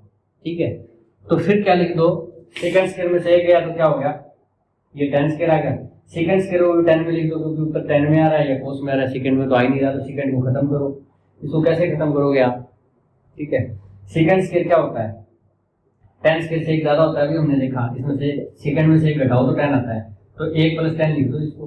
ठीक है, ये गुणा कर दो। ठीक है दोस्तों, बाकी ट्रिग्नोमेट्री के आप सूत्र वगैरह अच्छे से कॉपी पे लिखें, इनको करके देखें ऐसे इस तरीके से, तो धीरे धीरे आपको ये याद हो जाएंगे। अगर आप भूल जाते हो, अच्छे से आपके बेसिक्स मजबूत नहीं है ट्रिग्नोमेट्री के, तो फिर आप सूत्र भूल जाओगे यहाँ जाके और कुछ और निकालने लग जाओगे, सेकेंड पे 1 बटा कोस थीटा लिखने लग जाओगे, उससे सवाल नहीं आएगा आपका, है ना। कि कई सूत्र है ना, सेकेंड 1 बटा कोस भी होता है, सेकेंड स्क्वायर 1 बटा प्लस टेन स्क्वायर भी होता है ना। आपस में कईयों से रिलेशनशिप है, सेकेंड का कोस के साथ भी है, सेकेंड का टेन के साथ भी है। कौन सा लगाना है, जब सारे याद होंगे तो आप लगा दोगे, नहीं तो आप कोई और सूत्र लगाओगे और ये उलझता जाएगा, फिर ट्रिग्नोमेट्री सबसे मुश्किल चैप्टर बन जाता है। तो आप इसकी प्रैक्टिस करना, रैशनलाइजेशन का। ठीक है, इसमें क्या करते हैं, नीचे वाली जो संख्या है वो अगर रैशनल ना हो, इरेशनल हो, ठीक है, परिमेय ना हो, जैसे वर्गमूल 5 है, वर्गमूल 5 का मान 2.23 से यूं चलता जाता है। ठीक है, जो भी संख्या यूं चलती रहे, ठीक है, कोई डेफिनेट एक मान ना हो, यहाँ खत्म हो रही है कम से कम कंप्लीट, उस संख्या को हम अपरिमेय संख्या या इरेशनल नंबर कहते हैं। नंबर सिस्टम की हमारी एक वीडियो है इंट्रोडक्शन नाम से, वो आप कर सकते हैं, उसको देख सकते हैं, बहुत अच्छे से एक डिटेल में समझाया है। इसमें हम इतना ही बता देते हैं कि वर्गमूल 5 एक अपरिमेय संख्या है, नीचे जब भी अपरिमेय आ जाए उसका परिमेयकरण करते हैं, या इरेशनल नंबर आ जाए तो उसका रैशनलाइजेशन करते हैं। ठीक है, कैसे करेंगे हम, 3 माइनस, इसको अलग अलग भी कर सकते हो, ये तो 3/4 और माइनस का ये हो जाएगा वर्गमूल 5/4। ठीक है, ये देखते हैं कैसे करेंगे, 3 जमा वर्गमूल 5 गुणा में 3 माइनस वर्गमूल 5 और 3 माइनस वर्गमूल 5। इसमें क्या करते होते हैं रैशनलाइजेशन में, जो अपरिमेय होती है ना, इरेशनल होती है, उसके आगे कौन सा निशान है, प्लस है या माइनस है, बस उसका उल्टा करना होता है, प्लस है तो माइनस कर दो, माइनस है तो प्लस कर देते हैं, तो उससे गुणा उससे भाग। कोई संख्या को मान लो 5 से गुणा किया आपने, फिर 5 से भाग कर दिया, तो वो संख्या उतनी रहेगी, कोई फर्क तो पड़ेगा नहीं, तो ये हमने कर दिया। अब क्या हो जाएगा, ये 3 माइनस 3/4 माइनस वर्गमूल 5/4। अच्छा ये क्या आ जाएगा, 3 और a plus b a minus b. ठीक है, इसका फॉर्मूला होता है a square minus b square. a square minus b square होगा तो 3 का स्क्वायर माइनस वर्गमूल 5 का स्क्वायर, 3 का स्क्वायर 9, वर्गमूल 5 का स्क्वायर, ये वर्ग से वर्गमूल कट गया। ठीक है, स्क्वायर से स्क्वायर रूट, तो ये 5 आ जाएगा, 9 में से 5 गए 4, तो क्या आ जाएगा, बटे में 4 आ गया, नीचे 4 आ गया, ऊपर क्या 3 है, 3 एकम 3, ये माइनस का है तो माइनस का 3, नीचे क्या है 4, ये माइनस का वर्गमूल 5 है, माइनस और माइनस प्लस, प्लस का वर्गमूल 5, नीचे दोस्तों इसके भी 4 ही था, इस सारे के नीचे 4 था। ठीक है दोस्तों, ये क्या आ गया, ये 4 आ गया, ये माइनस का 3, ये प्लस का वर्गमूल 5, इतना कर लिया आपने। ये वर्गमूल 5/4 माइनस वर्गमूल 5/4, प्लस माइनस के दिए कट गए, क्या है 3 माइनस 3/4 और 3/4, नीचे अगर एलसीएम सेम होना तो 3 और 3 6/4 कर सकते हैं इनको। ठीक है दोस्तों, ये एलसीएम ले लो, 3 का 3, 3 का 3, -3 -3 -6 हो जाएगा, इसको काट दो, 2 3 6 2 दूनी 4, 3 माइनस 3/2, 3 माइनस 3/2, फिर से एलसीएम लोगे 2 3 6 में से 3 के 3/2 आ जाएगा, ये 3 में से ये 1.5 है, 3 में से 1.5 गया 1.5, ये आंसर हो जाएगा दोस्तों। कैसे करना है इसको, ये इसका आप रैशनलाइजेशन कर देना, यहाँ प्लस है तो गुणा में सेम आपकी संख्या आएगी, बस माइनस करना है आपने। ठीक है, ऐसे करके ये -3 और प्लस वर्गमूल 5 होगा, और नीचे इनके बटा में ये a square minus b square से 4 आएगा, ये कट जाएगा, फिर आप इसको सोल्व कर दो। ठीक, इस सवाल में हमारे पास क्या है, हमें दिया है a प्लस बी प्लस 1, इसकी वैल्यू 0, हमें निकालना है a³ plus b³ plus 1 minus 3ab। ठीक है दोस्तों, ध्यान से देखो तो यहाँ क्यूब है, यहाँ सिर्फ एक पावर है। ठीक है, अब हमें क्यूब वाला निकालना है तो इसका क्यूब करना पड़ेगा। यहाँ कितनी संख्या, 1 2 3, a प्लस बी प्लस सी की क्यूब, वो बहुत लंबा हो जाता है, इससे अच्छा है कि आप ऐसा करो, a प्लस बी प्लस 1 उधर जाके क्या हो जाएगा, माइनस का। ठीक है, अब दोनों तरफ क्यूब कर दो, तो इसका क्या आ जाएगा, a³ प्लस b³ प्लस क्या होता है 3ab इंटू a जमा b, यही होता है ना दोस्तों, a प्लस बी की क्यूब, ये फार्मूला याद कर लेना। -1 की क्यूब -1 की 3 बार, एक को तो कितनी बार गुणा करो 1 आएगा, माइनस को 3 बार करोगे माइनस माइनस प्लस, और फिर माइनस माइनस आ जाएगा। ठीक है दोस्तों, अच्छा अब a³ plus b³ plus 3ab, अब a जमा b है ना, वो हमारे पास यहाँ नहीं है, तो a जमा b की जगह ये देखो -1 है, a जमा b किसके बराबर है, -1 के, तो ब्रैकेट में लगा दो -1। ठीक है, अब इसको सोल्व करो, a³ प्लस b³, ये प्लस का ये माइनस का गुणा में, तो माइनस हो जाएगा, 3ab बराबर -1, इतना आ गया हमारे पास। अब हमें देख लो क्या निकालना है, हमें a³ प्लस b³ ये रहा, -3ab ये रहा, +1 नहीं है हमारे पास, +1 इसको इधर ले आ जाएगा, a³ प्लस b³, यहाँ +1 है, ये माइनस का 1 +1 हो जाएगा, इसको थोड़ा सा इधर लिख दो, एक ही बात है, उसको कोई फर्क नहीं पड़ता। ठीक है, जैसे हमने इसको थोड़ा सा पहले लिख दिया, -1 था, इधर आगे +1 हो जाएगा, चाहे आप यहाँ इसके पीछे लिख दो +1। तो हमारे पास 4 संख्याएं थी, a³ b³ 1 और 3ab, a³ b³ 1 और 3ab, ये 0 आ गई, बस इसका मान हमें निकालना था, इसकी जगह क्या आ जाएगा, इसका मान 0 आ गया, ये हमारा सवाल हो गया। आसान सा था बिल्कुल। कैसे किया हमने, a plus b plus 1 equal to 0 था, 1 को इधर लेके -1, दोनों की तरफ क्यूब कर दी हमने, a प्लस बी की जगह -1 यहाँ रख दिया, ये प्लस माइनस माइनस हो गया, a³ plus b³ minus 3ab बराबर -1 इधर आ गया +1, ये निकालना था हमें, सेम 0 आ गया। ठीक है दोस्तों, पता कहाँ से चला, यहाँ क्यूब है तो इसकी भी क्यूब करनी है। ठीक है दोस्तों, XY coordinate system, coordinate geometry का ये क्वेश्चन है। जैसे कि हमारे पास ऐसे होता है, ये x एक्सिस होती है और ये y एक्सिस होती है, y डैश x डैश, इसमें नेगेटिव वैल्यूज आती है, इस साइड पॉजिटिव वैल्यूज आती है, ऐसे इस साइड पॉजिटिव वैल्यू आती है, इस साइड नेगेटिव वैल्यूज आती है। ठीक है दोस्तों, हमें क्या कहा है, XY coordinate system if AB, ये एक पॉइंट है, a plus 3b plus k, ये एक पॉइंट है। ठीक है, पहला x का कोऑर्डिनेट होता है, दूसरा y का कोऑर्डिनेट होता है, इसमें आर 2 पॉइंट्स, ये 2 पॉइंट है on the line defined by equation, इस लाइन के ऊपर है ये x बराबर 3y माइनस 7, यानी कि इसी लाइन के ये पॉइंट है, इसी लाइन के ये पॉइंट्स हैं, तो इससे क्या होगा दोस्तों, ये और ये पॉइंट अगर इस लाइन के ऊपर है ना, तो फिर ये इस इक्वेशन को सेटिस्फाई करेंगे। आप पॉइंट कैसे निकालते थे दोस्तों, x की जगह मान लो y की जगह 1 रखते थे तो x की वैल्यू आती थी, y की जगह 2 रखते थे तो फिर x की वैल्यू आती थी, और उन दोनों से फिर आप लाइन ड्रॉ कर देते हैं उसके ऊपर। जैसे मान लो x की वैल्यू 1 है, y की 3 है, x की 2 है, y की 5 है, तो 1 और 5 और 3 और 2 ऐसे लेके लाइन ड्रॉ करते थे आप, ठीक है। तो जो पॉइंट्स आते थे वो किससे आते थे, लाइन में से ही तो आते थे। तो अगर वापस उनको हम लाइन में रखेंगे वो वैल्यू, तो वो सेटिस्फाई करेंगे उसको। तो इसका मतलब ये पॉइंट अगर यहाँ रखोगे ना आप तो सेटिस्फाई करेंगे। अगर आप ए बी रखो, मान लो ए बी पे देखते हो तो क्या आएगा, x की जगह a, y की जगह क्या आएगा b, 3b माइनस 7, a बराबर क्या आएगा 3b माइनस 7। एक तो ये, दूसरा ये भी आप रख सकते हो इसमें क्या, कि जब पॉइंट क्या हो a प्लस 3 और b प्लस k हो, तब हमारी इक्वेशन क्या बनेगी, x की जगह आएगा a प्लस 3 बराबर 3, y की जगह क्या आएगा b प्लस k, यहाँ रख दो b प्लस k माइनस 7, ठीक है। इसको थोड़ा सा सोल्व कर लेते हैं, क्या हो जाएगा a प्लस 3b और 3k, ये गुणा कर दिया हमने और माइनस 7 आ गया, ठीक है दोस्तों। एक तरह से a 3b 7 यहाँ है, a 3b और 7 यहाँ है, ठीक है। कैसे करते हैं हम ये करते हैं, a प्लस 3 को ऐसे लिखो, a प्लस 3 बराबर 3k को लिख लो आप, 3k को लिख लिया। अब 3b माइनस 7 बच गया, ये है ना 3b माइनस 7, ये रहा 3b माइनस 7 किसके बराबर है, a के बराबर है, तो यहाँ लिख दो इसकी जगह a, ठीक है दोस्तों। a इधर जाके माइनस में होकर कट ही जाएगा, 3k बराबर 3 आ गया, तो k बराबर क्या आ जाएगा, 1 आ जाएगा। ये मान हो गया, बस आसान सा सवाल है, कुछ नहीं करना। ये पॉइंट है ना, इनके जो मान है इसमें रखने हैं इस इक्वेशन में। x की जगह a रखोगे, y की जगह b, अगली बार x की जगह a प्लस 3 रखोगे, y की जगह b प्लस k, तो ये a बराबर 3b माइनस 7 आया, और ये यहाँ पे a प्लस 3 और 3 गुणा में y की जगह b प्लस k, इसको सोल्व कर लिया। फिर ये देखो 3b माइनस 7 है ना, यहाँ पे 3b माइनस 7 a के बराबर था इस इक्वेशन 1 में, 3b माइनस 7 की जगह हमने a रख दिया, a से ही कट जाएगा, 3 के बराबर 3, k बराबर 1, ठीक है। कोऑर्डिनेट ज्योमेट्री का चैप्टर है, वो अगर पूरा ध्यान से करेंगे तो आपको ये समझ में भी आ जाएगा ये कोऑर्डिनेट्स कि इसको सेटिस्फाई करते हैं और इसी से निकलते भी हैं।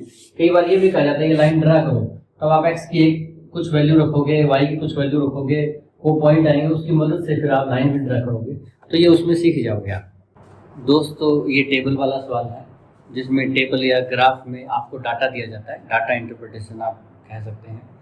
तो डाटा वाला सवाल है, डाटा को मैनेज किया जाता है। जैसे इसमें देखिए आप, इसमें आपको, इसमें स्टूडेंट्स हैं, मार्क्स हैं, ये स्टूडेंट्स हैं आपके, ठीक है। तो 40 से ज़्यादा जिनके मार्क्स आए वो 20 हैं, 30 से ज़्यादा है वो 45 हैं, 20 से ज़्यादा है वो 62 हैं, 10 से ज़्यादा है वो 88 हैं, और 0 एंड अबव वाले 99। 0 एंड अबव जिनके मार्क्स 0 हों या 0 से ज़्यादा हों, 0 या 0 से ज़्यादा तो सभी के होते हैं, 0 से कम तो किसी के नहीं होते, तो इसका मतलब ये ऑल स्टूडेंट आ गए, ठीक है। ये टोटल स्टूडेंट हैं, ठीक है। 0 या 0 से ज़्यादा में तो सारे आ गए, तो ये टोटल 99 स्टूडेंट हैं। इनके मार्क्स है ना 99 के, अगर मैं लिखता तो बहुत 99 नंबर लिखने पड़ते हैं मेरे को, इसके इतने, इसके इतने। इसमें इन्होंने 5 लाइनों में कवर कर दिया, 0 से ऊपर वाले, 10 से, 20 से, 30 से, 40 से ऊपर वाले, ठीक है। तो ये रिप्रेजेंटेशन होता है डाटा के, कैसे आप रिप्रेजेंट करते हो, कैसे आप क्लासीफाई करके लिखते हो, ठीक है। इसमें क्वेश्चन क्या पूछा है हमसे, हाउ मैनी स्टूडेंट्स, आपसे स्टूडेंट पूछे हैं, हैव स्कोर्ड मार्क्स 20 और मोर, जिन्होंने 20 से ज़्यादा स्कोर किया हो। 20 से ज़्यादा दे रखा है, ये देखो 20 एंड अबव कितने हैं, 62, 20 एंड अबव वाले हैं आपके पास 62 मार्क्स। तो क्या उत्तर आ गया हमारा, नहीं। इसमें आगे क्या दिया है, बट लेस देन 40, वो बच्चे जिनके 20 से ज़्यादा हो पर 40 से कम हो। 20 से ज़्यादा वाले 62 है ना, ये 62 है, ठीक है। इनमें से आगे चलकर ऐसे 20 से ज़्यादा का मतलब क्या होता है, 20 से ज़्यादा का मतलब 25 भी है, 20 से ज़्यादा का मतलब 35 वाला भी हो गया, 20 से ज़्यादा का मतलब 60 नंबर है, वो भी 20 से ज़्यादा है। तो यानी कि ये जो 20 है ना 40 से ऊपर वाले, और ये 45 है 30 से ऊपर वाले, ये भी इसी के अंदर ही है दोस्तों, ठीक है। ये भी क्या है, इसी के अंदर ही है दोस्तों, ठीक है। जैसे मैं ये कहूँ 20 40 से ज़्यादा है, तो वो 20 से भी तो ज़्यादा है। ये 30 से ज़्यादा जिनके नंबर आए हैं ऐसे 45 बच्चे हैं जिनके 30 से ज़्यादा नंबर है, जैसे 35, 40। तो ये जो बच्चे हैं तो ये इसमें भी आ गए क्योंकि उनके 20 से भी ज़्यादा है।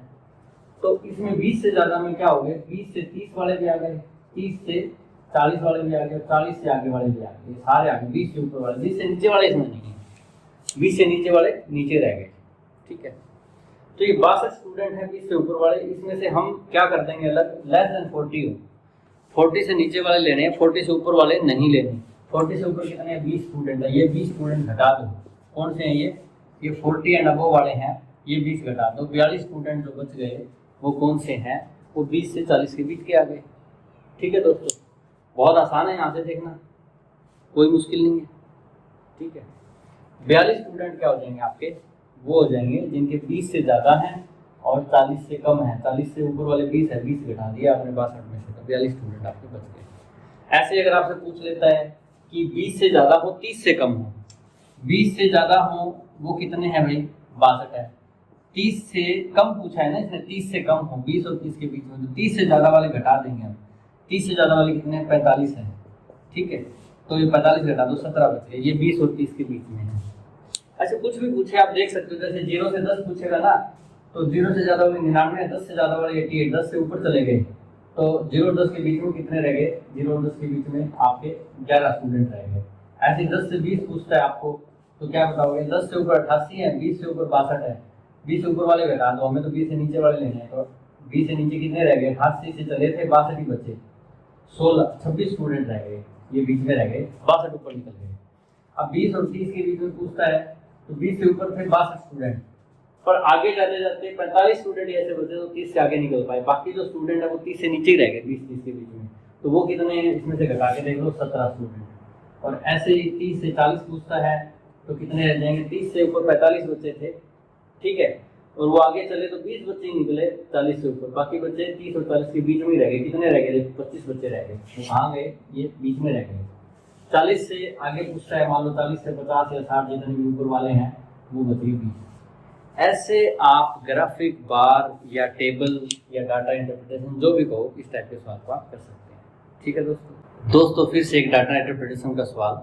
ये टेबल टाइप है, एक टेबल दी हुई है, यहाँ पर कोई ईयर्स दिए हुए हैं, यहाँ पे जीडीपी ग्रोथ रेट दी हुई है परसेंटेज में जीडीपी ग्रोथ रेट ज़्यादातर दी जाती है, किसी एक कंट्री की ग्रोथ है। 2011 में 6% रही, 2012 में माइनस में चली गई, यानी कि जीडीपी पहले से भी घट गया बढ़ने की बजाय। 2013 में 5, 2014 में 4 और 2015 में तो बहुत बड़ी महामंदी आई, 7% जीडीपी गिर गई। ठीक है, if GDP was 8 trillion, GDP क्या होता है, ग्रोस डोमेस्टिक प्रोडक्ट, मतलब जैसे आपकी इनकम है घर पे, आपकी मान लो इस साल की इनकम 5 लाख रुपए रही, अगले साल मान लो 6 लाख रही, ये आपके घर की जीडीपी है। ठीक है, अगले साल हो सकता है कम हो जाए। वैसे एक देश की जीडीपी होती है कि कुल जो लोग वहाँ पे रहते हैं उस देश में, उनके द्वारा अर्जित की गई आय, उन्होंने जो भी इनकम मान लो की, ठीक है ना, वो होती है जीडीपी। ठीक है, तो जीडीपी $8 ट्रिलियन थी। $8 आप समझते हैं यूएस की करेंसी है। ठीक है, आजकल $1.75 के आसपास चल रहा है करंटली। ट्रिलियन क्या होता है, देखो दोस्तों, हमारा जो सिस्टम है, मतलब जिसमें हम गणना करते हैं, कैलकुलेशन करते हैं, उसमें हम इकाई में करते हैं, इकाई, दहाई या यूनिट डिजिट कहते हैं। फिर क्या कहते हैं, यूनिट के बाद आपका आता है 10th डिजिट, फिर आपका 100th आ जाता है, फिर 1000 आ जाता है, उसके बाद 10,000, फिर लाख, ठीक है, फिर 10 लाख, फिर करोड़, ऐसे चलता है। बट यूएस में ऐसा नहीं है, काफ़ी सारी कंट्री में ऐसा नहीं है। वहाँ पे कैसा होता है सिस्टम, वहाँ पे एक यूनिट आ गया, ठीक है, यूनिट 1, उसके बाद सीधा 1000 आ गया। ठीक है, 1000 को आप ऐसे लिख सकते हो, 3 जीरो लगा दी। उस 1000 के बाद उसमें दोस्तों आता है मिलियनियर, आपने सुना हो, जिसके पास मिलियंस में पैसा हो, आपने वर्ड सुना हो। मिलियन क्या होता है, इनका हर बार क्या होता है, 1 से 1000 पे आगे हर 1000 से गुणा होती जाती है। हमारा 10 से होता है, 10, 100, 1000, 10,000 को 10,000, लाख, 10 से, यहाँ सीधा 1000 से होती है। एक फिर आपके पास 1000 आ गया, 1000 से सीधा मिलियन हो गया, इसमें 3 जीरो लग गई, ये लगभग कितने के बराबर हो गया, 10 लाख के बराबर हो गया आपका। ठीक है, मिलियन के बाद क्या आता है, इसमें आगे बिलियन आता है, इसमें लाख, करोड़ वगैरह नहीं आते इनके सिस्टम में। बिलियन में क्या हो जाता है, 3 जीरो और लग जाती है, 1 2 3 1 2 3 1 2 3, इकाई, दहाई, सैकड़ा, हजार, दस, लाख, लाख, करोड़, 10 करोड़, अरब। ये अरब हो गया दोस्तों, ठीक है। जैसे भारत की जनसंख्या है उसके लिए कहते हैं ना कि 1.3 बिलियन है, ठीक है, 1 अरब और 30 करोड़ है या 130 करोड़ होगा आपको। तो बिलियन आपने ये भी सुना होगा, ठीक है। आजकल बिलियन में इन्वेस्टमेंट होता है, कई जगह इतने बिलियन किया, ये भी आप सुन रहे हैं। उसके बाद ट्रिलियन होता है दोस्तों, ठीक है। ट्रिलियन, ट्रिलियन में क्या होगा, 1000 से फिर गुणा हो जाएगा। बड़ा आसान सिस्टम है, 1000 से गुणा करते रहो, अगला आपकी संख्या आती जाती है, ठीक है, अगला मापक आता जाता है, मेजर आ जाता है, ठीक है। तो ये कितना हो जाएगा दोस्तों, इकाई, दहाई, सैकड़ा, 3 3 6 3 9 तो थी, यहाँ पे 3 और लगेगी, तो इकाई, दहाई, सैकड़ा, हजार, 10,000, लाख, 10 लाख, करोड़, 10 करोड़, अरब, 10 अरब। उसके बाद क्या हो जाएगा, खरब, 10 खरब, 10 खरब के बराबर हो जाता है। तो 1 ट्रिलियन बहुत बड़ी संख्या हो जाती है, ठीक है। तो ये इनका सिस्टम है, यूनिट, फिर थाउजेंड, फिर मिलियन, बिलियन, ट्रिलियन। तो ट्रिलियन बहुत बड़ा हो गया, आप छोड़ो ये, मतलब डॉलर हो रहा है, डॉलर को 75 से गुणा करोगे तो रुपीज में बहुत ज़्यादा हो जाएगा ये, और बाकी होती है किसी देश की इकोनॉमी। तो ये तो आपको ट्रिलियन समझाने के लिए, या उनका जो मेजरमेंट होता है नंबर्स का, ये कैलकुलेशन सिस्टम समझाने के लिए था। इस सवाल में हम दोबारा आ जाते हैं। ये कहता है कि $8 ट्रिलियन आपकी कब थी GDP at the end of 2013। देखो दोस्तों, बड़ा स्मार्ट है, इसने कहा एंड ऑफ 2013 और बिगिनिंग ऑफ 2015। लोग 2 साल की जीडीपी को कैलकुलेट कर लेंगे, पर ये 2 साल नहीं है दोस्तों। 2013 जब खत्म हुआ तो क्या बच गया, 2013 तो गिनों में खत्म हो गया, 2014 बचा और 15 बिगिनिंग, बिगिनिंग में तो शुरू हो रहा है, तो 15 को भी मत मानो, तो साल तो एक ही रहा बीच में 2014। या यूं कहो एंड ऑफ 2013, एंड कब होता है, 31/12/2013, तब आपकी थी $8 ट्रिलियन की, ठीक है दोस्तों। अब कह रहे हैं बिगिनिंग ऑफ 2015, बिगिनिंग कब होती है, 1 जनवरी को, 1/1/2015 को, आपको बतानी है कितनी है दोस्तों। इसमें देखो 31 दिसंबर के बाद 2014 साल बचता है, और 2015 तो 1 जनवरी से स्टार्ट हो रहा है, तब तो 1 जनवरी को तो बतानी है, तो बीच में एक ही साल रहा ना आपको, यानी कि इसके बीच में 1 साल, यानी कि 2014 में कुछ ना कुछ हुआ होगा। 1 जनवरी 2015 को वही होगी ना, तो 31 दिसंबर 2014 को होगी, तो यानी कि 1 साल बाद कितनी होगी। सिंपल सी बात, 2013 के एंड में 8 ट्रिलियन है, तो 2014 के एंड में क्या होगी, 1 साल बाद पूछा है।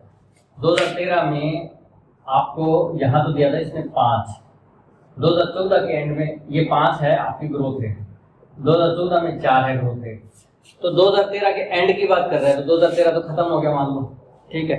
ग्रोथ कब हुई आपकी, 2014 में हुई, कितनी, 4% हुई, पहले 8 ट्रिलियन थी, ठीक है, 8 ट्रिलियन थी, 4% ग्रोथ होगी। 4% ग्रोथ, या तो ऐसे कर लो आप 1 + 4/100, ठीक है, ऐसे करते हैं ना, ग्रोथ निकालते हैं तब, या फिर ऐसा कर लो 8 गुणा में 4/100, फिर वो 8 में जोड़ दो आप, ऐसे कि 8 जमा में 8 तो थी 8 गुणा में 4/100, 4 बढ़ गई, ऐसे निकाल लो, ठीक है। बात है कि ये 8 × 8, 8 गुणा 4/100, या सीधा यही कर देते हैं कि 100 के पीछे 4 बढ़ी है ना, 4% का मतलब क्या था, 100 के पीछे 4 बढ़ना, तो 100 से 104 हो गई, तो 104/100, तीनों को सॉल्व कर लो, उत्तर वही आएगा, ठीक है।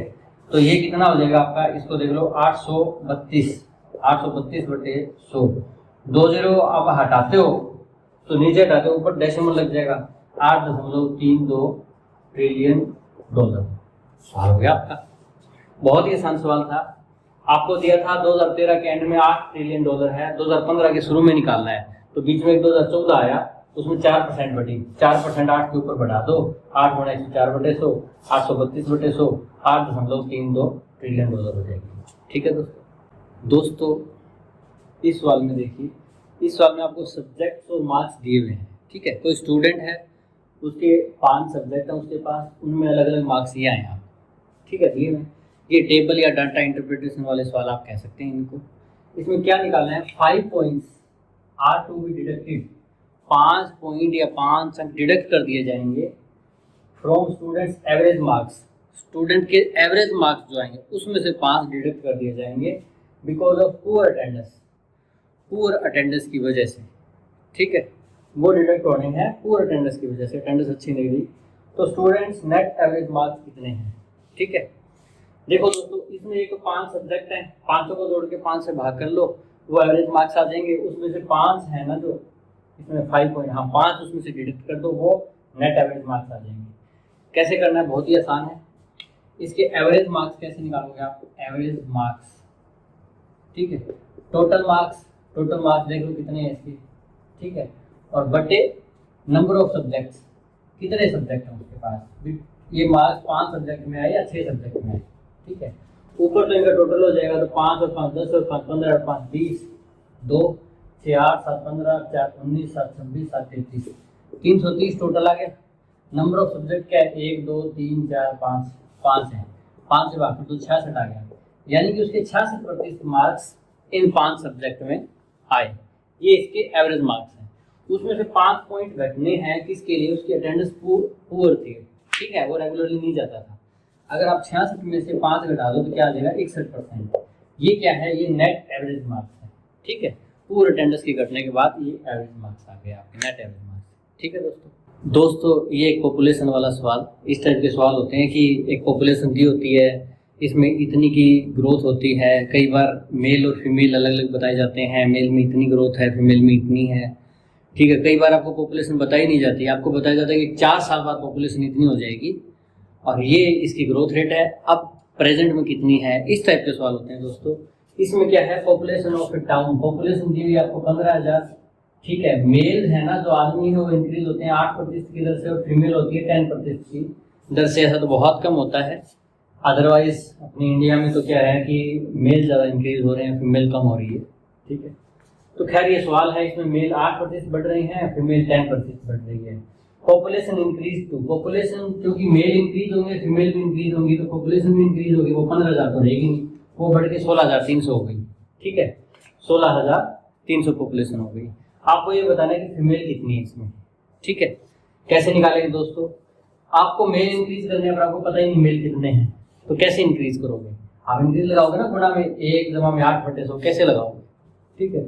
तो मेल मान लो आप x मान लो, x है वो 8% की दर से बढ़ रही है। टोटल पॉपुलेशन 15,000 है, मेल x हो गए तो फीमेल कितने बच गए, 15,000 में से मेल घटा दो, यानी 15,000 ये फीमेल हो गई, ये फीमेल 10% की दर से बढ़ रही है। दोनों कितना बढ़ जाएंगे, कैसे निकालोगे, बहुत आसान है। जैसे मान लो x है, x अगर बढ़ेगा कितना बढ़ेगा, 8% की दर से, तो x गुणा में 108/100 हो जाएगा दोस्तों। ये तो आपको पता होगा कि 8% बढ़ाना होता है, ऐसे बढ़ाते हैं कि शुरू में 1 था, इसके जमा में 8/100, 8% क्या होता है, 1 जमा में 8% है ना, 8% को लिखोगे 8/100, ठीक है।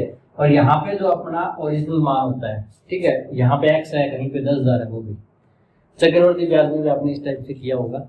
इसका देखोगे तो 100 एकम 100 और 8 108/100 हो जाएगा, यानी कि 100 के पीछे 8 बढ़ती है तो नई पॉपुलेशन 108 होगी, पुरानी कितनी थी, 100 थी, ठीक है।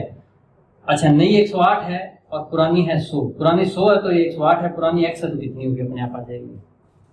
अच्छा, अब इसमें फीमेल भी बढ़ेगी, कैसे, फीमेल है 15,000 माइनस x, ठीक है, ये कितनी बढ़ेगी, 10%, यानी 110/100, ठीक है दोस्तों। ये 10% की दर से बढ़ गई, तो ये किसके बराबर हो जाएगी, बढ़ के हो जाएगी, टोटल यहाँ लिख देता हूँ, वहां जगह नहीं है, 16,300, ठीक है दोस्तों। तो ये मेल 8% बढ़े, फीमेल 10% बढ़े, दोनों बढ़ गए, टोटल 16,300 हो गए, ठीक है। आगे कैसे सोल्व करेंगे इसको हम, इसमें और इसमें 100 एलसीएम आ रहा है, ठीक है, ये 100 एलसीएम मैं यहाँ ले लेता हूँ, ये 108x हो गया, जमा में 15,000 और 110 की गुणा कर दो दोस्तों, कितनी आएगी, 15,000 गुणा में 110, 15 और 11 की तो होती है 165, और 3 और 1 4 0 1 2 3 4, ठीक है। 15,000 की इसकी होगी, अब इसकी और इसकी माइनस 110x हो जाएगी, ठीक है, बटे में 100, ये 16,300 उधर जगह है तो मैं यहाँ लिख देता हूँ, वो कोई फर्क नहीं पड़ता, इधर लिखो उधर लिखो। अच्छा दोस्तों, ये 100 उधर ले जाओ, हमें मान निकालना है x का, x वाली हम इधर रखेंगे, बाकी सारा कुछ उधर ले जाएंगे। तो 108x में से 110x गया, बचा माइनस का 2x, ठीक है दोस्तों। जमा में है इसके 165 और 4 0, ये भी ठीक है। ये 100 नीचे था, भाग में उधर जाए, गुणा हो गया, गुणा होके क्या हो जाएगा, ये 2 0 और लग जाएगी 100 की, इतना हो गया। क्या किया हमने, इसमें से ये घटाया है और इसको उधर ले गए और कुछ नहीं किया। अब इसको भी उधर ले जाएंगे, ठीक है, हम सिर्फ x वाला रखेंगे यहाँ पे, माइनस 2x बराबर, ये उधर जाए किसमें चला जाएगा, माइनस में, इसमें से ये माइनस हो जाएगा दोस्तों, ठीक है। ये कितना है आपका, इकाई, ढाई, सैकड़ा, हजार, 10,000, लाख, 10 लाख, 16,30,000 है, ये 16,50,000 है, 16,30,000 में से घटेगा 16,50,000 तो माइनस के 20,000 बच जाएंगे दोस्तों। ठीक है, कितने बच गए आपके पास? माइनस से माइनस काट दो, 2 से कितने में जाएगा? 10,000 पे जाएगा। एक्स की वैल्यू कितनी आ गई? 10,000 आ गई, यानी कि मेल जो है वो आगे 10,000। ठीक है, फीमेल 15,000 माइनस एक्स, 15,000 माइनस 10,000, 5,000। ठीक है, हमें यही वैल्यू निकालनी थी कि फीमेल कितनी होगी। तो आसान सा सवाल दोस्तों, कैसे? पॉपुलेशन 15,000 है, मेल मान लो 8% बढ़ रही है, एक्स मान लिया हमने, फीमेल फिर 15,000 में से एक्स घट के बच जाएंगी, वो 10% बढ़ रही है, बढ़ के पॉपुलेशन 16,300 हो रही है। तो एक तरह से क्या हो जाएगा? 16,300 किसके बराबर होगी? मेल बढ़े 8%, फीमेल बढ़ी 10%। ठीक है, इनको आप सोल्व कर लो, यहाँ पे गुणा कर दो। अच्छा, ये 100 उधर चला जाएगा, ये घट के माइनस 2x, ये भी उधर जाएगा, घट जाएगा, माइनस का 20 आएगा, इनको काटोगे तो एक्स की वैल्यू 10,000 आ गई। यानी कि पुरुष 10,000 हैं, पुरुष 10,000 हैं, तो महिलाएं कितनी होगी? 15,000 में से 10,000 गए 5,000। ठीक है दोस्तों, ये दोस्तों एक चोर सिपाही का सवाल है। इसमें एक चोर है, एक थीफ इज नोटिस करता है बाय ए पुलिसमैन, एक पुलिसमैन के द्वारा नोटिस किया जाता है कि एक चोर है वहां पे। ठीक है, from a distance of 200 metre. दोस्तों कुछ तो फासला रहता है ना, जब वो देखता है कि वो रहा चोर। ठीक है, तो कुछ फासला उनके बीच में होता है, वो फासला 200 मीटर है। ठीक है, अब क्या करेगा? चोर देखते उसको दौड़ेगा। ठीक है, पुलिस उसके पीछे दौड़ेगी, यही हुआ। Thief and policeman run at the rate of 10 and 11 kilometre per hour. ठीक है, जो चोर है वो 10 की स्पीड से दौड़ता है, पुलिस है वो 11 की स्पीड से दौड़ती है, पुलिसमैन। ठीक है, वो थोड़ा सा ज्यादा स्पीड से दौड़ता है उसको पकड़ने के लिए। ठीक है, the distance between them after 6 minutes, 6 minute दौड़ने के बाद उनके बीच में क्या फासला होगा? क्या वो पकड़ पाएगा? ठीक है, क्या अभी भी उनके बीच कुछ दूरी है? हाँ, कुछ कम हो जाएगी। पहले कितनी थी? 200 मीटर थी। ठीक है, अब क्योंकि पुलिस वाला तेजी से दौड़ रहा है उसकी वजह, तो डिस्टेंस कम हो जाएगा। कितना कम हो जाएगा वो हम इसमें देखेंगे। एक सवाल इसमें ये भी हो सकता था कि कितने टाइम में वो उसको पकड़ लेगा, ये भी एक सवाल हो सकता था। ठीक है, कई प्रकार के सवाल हो सकते हैं। देखिए कैसे करेंगे हम। हमारे पास स्पीड है जो थीफ की है वो 10 है और पुलिसमैन की 11 है। ठीक है, तो एक तरह से रिलेटिव स्पीड जो हमारी काम आएगी, जो पकड़ने के काम आएगी, जिस गति से वो पकड़ेगा उसको, ठीक है, दोनों के बीच, वो क्या है? इसकी 10 इसकी 11, तो उसकी 1 किलोमीटर ज़्यादा है। ठीक है, 1 किलोमीटर पर हावर की स्पीड से वो उस डिस्टेंस को कम करेगा, पकड़ेगा ना। ठीक है, और हमारे पास डिस्टेंस कितना है? डिस्टेंस है हमारे पास 200 मीटर। ठीक है, अब ये क्या पूछ रहा है हमसे कि 6 मिनट बाद, 6 मिनट क्या हो जाएगा दोस्तों? टाइम हो गया, टाइम हो गया 6 मिनट। 6 मिनट में वो कितना डिस्टेंस कवर कर लेगा? ठीक है, कितना रह जाएगा कवर करेगा वो घटा देंगे तो पता चल जाएगा कितना रह जाएगा उन दोनों के बीच में। ठीक है दोस्तों, ये देखो दोस्तों, ये रहा स्पीड, ये रहा टाइम। डिस्टेंस निकालने का सूत्र होता है स्पीड गुणा में टाइम। तो डिस्टेंस कैसे निकालते हो? स्पीड गुणा में टाइम। स्पीड कितनी है उसकी? 1 किलोमीटर पर आवर की, और टाइम कितना है? 6 मिनट है। ठीक है, हमारा सवाल मीटर में था तो इसको भी मीटर में बढ़ा लो। 1 किलोमीटर को क्या लिख सकते हैं हम? 1000 मीटर, और आवर को क्या लिख सकते हैं हम? 60 मिनट। 1000 मिनट बटे आवर की जगह 60 मिनट गुणा में 6। ठीक है दोस्तों, 6 मिनट आपके पास ये दिए। अब क्या करेंगे? ये मीटर है तो ये 6 से 10 पे कट जाएगा, 0 से 0 कट जाएगी, ये आ गया आपका 100 मीटर। क्या आ गया? मिनट से मिनट कट गई। 100 मीटर वो दूरी तय कर लेगा। ठीक है, क्योंकि वो 1 किलोमीटर तेजी से भाग रहा है उससे, तो 6 मिनट में वो 100 मीटर कवर कर लेगा। कितना था? 200 मीटर था, तो फासला कितना रह जाएगा? गैप कितना रह जाएगा दोनों के बीच? 200 में से आप 100 घटा दो, 100 रह जाएगा दोस्तों। ठीक है, बहुत ही आसान सवाल किया। दोनों के बीच स्पीड का गैप था 1 किलोमीटर पर आवर का, डिस्टेंस 200 मीटर है, टाइम 6 मीटर है। हमें बताना है 6 मिनट बाद कितना फासला रहेगा, 6 मिनट बाद कितना डिस्टेंस रहेगा। डिस्टेंस निकालना है, यानी डिस्टेंस होता है स्पीड गुणा में time. Speed 1 kilometre per hour और गुणा में 6 आपकी क्या है? मिनट है। ठीक है, जो टाइम था। अच्छा, किलोमीटर की जगह 1000 मिनट लगा दो और पर आवर की जगह आप 60 मिनट लिख दो। 1 आवर में 60 मिनट होते हैं। ये आप काटोगे तो आपका 100 मीटर आ जाएगा। ठीक है दोस्तों, 100 मीटर वो 6 मिनट में कवर कर देगा। 200 मीटर का फासला था, 100 मीटर का रह जाएगा। दूसरा सवाल कि वो कितने टाइम में पकड़ लेगा, कितने टाइम में उसको पकड़ लेगा। इसमें क्या निकालना पड़ेगा आपको? टाइम निकालना पड़ेगा, वो भी निकाल देंगे हम। टाइम कैसे निकालते हैं दोस्तों? ये फार्मूला होता है डिस्टेंस बराबर स्पीड गुणा में टाइम। कई निकालेंगे टाइम बराबर है डिस्टेंस बटा स्पीड, उतना जरूरत ही नहीं है, इससे ही निकल जाएगा आपका। डिस्टेंस देखो, डिस्टेंस कितना है, 200 मीटर का गैप है दोनों के बीच। स्पीड कितनी है दोस्तों, 1 किलोमीटर पर आवर। अच्छा, टाइम आपको निकालना है, कितने टाइम में वो पकड़ेगा। बहुत आसान है, कोई दिक्कत नहीं है। 200 मीटर बराबर 1 किलोमीटर की जगह 1000 मीटर लगा दो आप, ये 1000 मीटर हो गया, बटे आवर की जगह 60 मिनट लगा दो और गुणा में ये टाइम निकालना है आपको। ये टाइम यहीं रखो, बाकी इधर ले आओ। ये देखो 2 0 ये कट गई, ठीक है, 1 0 से 1 0 कट गई, ये 6 है ना, इधर जाए गुणा में 2 की क्या हो जाएगा, 12 आ जाएगा। टी बराबर टाइम बराबर 12 मिनट आ जाएगा। ठीक है दोस्तों, बहुत आसान। सिर्फ डिस्टेंस बराबर स्पीड गुणा में टाइम, दूरी बराबर समय गुणा में चाल, बस ये सूत्र लगाना है। उसमें डिस्टेंस लिख दो, स्पीड लिख दो। जो डिस्टेंस निकालना है तो वो भी निकल जाएगा, स्पीड निकालनी है तो वो भी निकल जाएगा, टाइम निकालना है तो वो भी निकल जाएगा। इस फार्मूले से सब निकल जाएगा। ठीक है दोस्तों अगला सवाल, नंबर नियरेस्ट टू 75070 75,070 75,070 के नियरेस्ट नंबर निकालना है हमने। नियरेस्ट तो ये हो गया दोस्तों 75,071, नीचे पीछे आएंगे तो 75,069, ये सबसे क्लोजेस्ट नंबर है इसके। ठीक है, बट आपको वो निकालना है तो विच इज डिविजिबल बाय 65, 65 से भाग हो जाए। इसके नजदीक कोई नंबर जो 65 से भाग हो जाए। पहला तरीका दोस्तों, फर्स्ट मेथड कैसे करेंगे आप, फर्स्ट मेथड ऐसे करेंगे, इसको भाग करके देख लेंगे।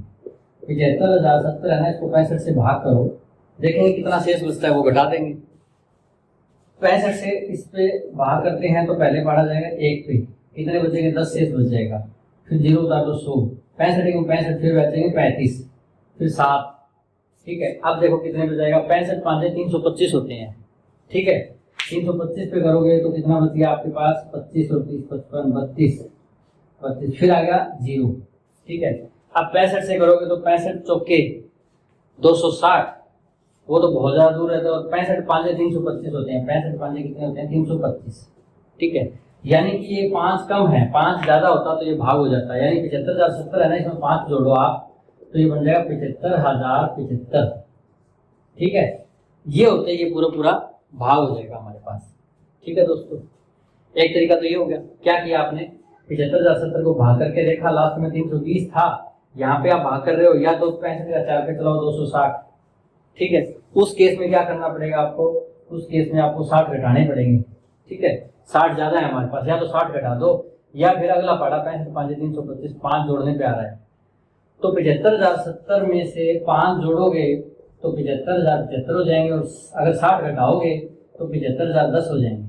ठीक है, ये दोनों ही संख्याएं आपकी 65 से भाग हो रही है, या तो 60 घटा के भाग कर दो या 5 जोड़ के कर दो। पर नियरेस्ट कौन सा है, 70 के नियरेस्ट 75 है या 70 के नियरेस्ट 10 है, ये 75 है, तो इसलिए ये आपका आंसर हो जाएगा। एक तरीका तो ये। ठीक है, एलसीएम एचसीएफ वाले चैप्टर में इस टाइप का करते रहे, कितना बच गया, जिसमें पूछता था कि रिमाइंडर कितना रहा, रिमाइंडर ना रहे, रिमाइंडर 5 रहे। ठीक, दूसरा तरीका एक और है दोस्तों, 65 को अगर मैं लिख लूँ 13 गुणा में 5, 13 5 क्या होते हैं, 65 होते हैं। जो संख्या 65 से भाग होगी वो संख्या 13 और 5 से भी भाग होगी, एक ही बात है। 13 से कर लो, 5 से कर लो भाग, या 65 से कर लो, दोनों में कोई फर्क है, एक बार 13 से करो, एक बार 5 से कर लो। ठीक है, पहले 13 से करो, फिर 5 से कर लो, या 65 से इकट्ठा कर लो, एक ही बात है ना। तो इसको चेक कर लेते हैं 13 और 5 से, क्या संख्या थी आपके पास, 75,070 थी। इसको किससे चेक कर लेते हैं, 5 से चेक करने की जरूरत नहीं है, लास्ट में 0 या 5 होना लास्ट का नंबर, तो वो क्या होगा, वो भाग हो जाएगा 5 से। 13 से कर लो, 13 से करो जरा, 13 5 65, 10 बच गए 100, 13 7 91, 9 बच गए 97, 13 7 91, 6 बच गए 60। अब 13 का बड़ा 60 पे चलता ही नहीं, या तो 13 चौका 52, और या 13 5 65, या तो 5 बढ़ा दो या 8 घटा दो। इसमें ये दिक्कत, 8 घटाओगे तो ये दूर हो जाएगा, 8 नीचे हो जाएगा, हमें नियरेस्ट निकालना है। नियरेस्ट वो होगा जो 5 आगे होगा, ना कि 8 पीछे होगा। दूसरी दिक्कत, 52 होने से वो 5 से भाग नहीं होगा, 5 से भाग होने के लिए लास्ट में 0 होनी चाहिए या 5 होना चाहिए, तो ये वो संख्या है 65। 65 कर दो, 5 बढ़ा दो इसको, 75,000 आपका क्या हो जाएगा, 75,075 हो जाएगा। ठीक है, 5 बढ़ा के, तो ये तरीके से भी कर सकते हो आप। ठीक है, वो लेमैन नॉर्मल तरीका है जो भाग करता है, ये थोड़ा सा सोच के करना पड़ता है, दोनों ही आसान है। दोस्तों, एक किसान है, उसके पास कुछ गाय हैं, n काउस। ठीक है, n गाय है उसके पास, n हमें निकालना है कितना है। अमंग हिज 4 सन्स डिवाइड्स, वो उसको क्या करता है, डिवाइड करता है, बांट देता है अपने 4 बेटों में। ठीक है, पहला बेटा उसका सबसे लाडला है, उसको 1/2 पार्ट यानी आधी गाय दे देता है उसको। ठीक है, दूसरे को 1/4 दे देता है, तीसरे को 1/5 दे देता है, और चौथे को 7 का वो दे देता है। ये वो चीज़ है जहाँ से हम सवाल निकाल सकते हैं। ठीक है, वैसे तो हमें कुछ दिया ही नहीं हुआ था पहले, तो चौथे को बची हुई 7 गाय दे देता है। तो हमें निकालनी कुल गाय कितनी है, यानी कि n का मान निकालना है हमें। कैसे निकालेंगे? वैसे ये सवाल सिंप्लीफिकेशन वाला चैप्टर कह लो या फ्रैक्शन वाला कह लो। फ्रैक्शन का हमारी एक डेसिमल फ्रैक्शन और एक सिंपल फ्रैक्शन की वीडियो है जिसमें कंसेप्ट समझाया सिर्फ, टोटली एक एक चीज़ें फ्रैक्शन की, डेसिमल फ्रैक्शन की, जो बार बार डेसिमल चलते रहते हैं जैसे 2.333, उनको सबको एकदम समझाया हुआ है। तो वो आप वीडियो देख सकते हैं फ्रैक्शन की। उसके अलावा उनके एक्सरसाइज भी है बाकी एक्सरसाइज में, बाकी वीडियोस में। तो अभी हम ये देखते हैं इसको कैसे करते हैं। ठीक है, हमारे पास गाय कितनी थी, n गाय थी, उसमें से 1/2 यानी कि आधी, n की 1/2 क्या होगी, n/2। ठीक है, उसकी आधी गाय पहले को दे दी। उसमें से फिर 1/4, n की 1/4 है, n एकम n/4 हो गई, वो किसको दे दी, दूसरे को दे दी। ये भी घटा दो आप। ठीक है, फिर तीसरे को कितनी दे दी, वो भी घटा दो, n/5। ठीक है, तो ये कुल गाय है, इसमें से पहले की चली गई, दूसरे की चली गई, तीसरे की चली गई, तो किसकी बच गई, चौथे की बच गई। चौथे की कितनी है, 7 का उस। समझे आप? यानी कुल गाय n थी, उसमें से n/2 पहले को दी, n/4 दूसरे को दी, n/5 तीसरे को दी।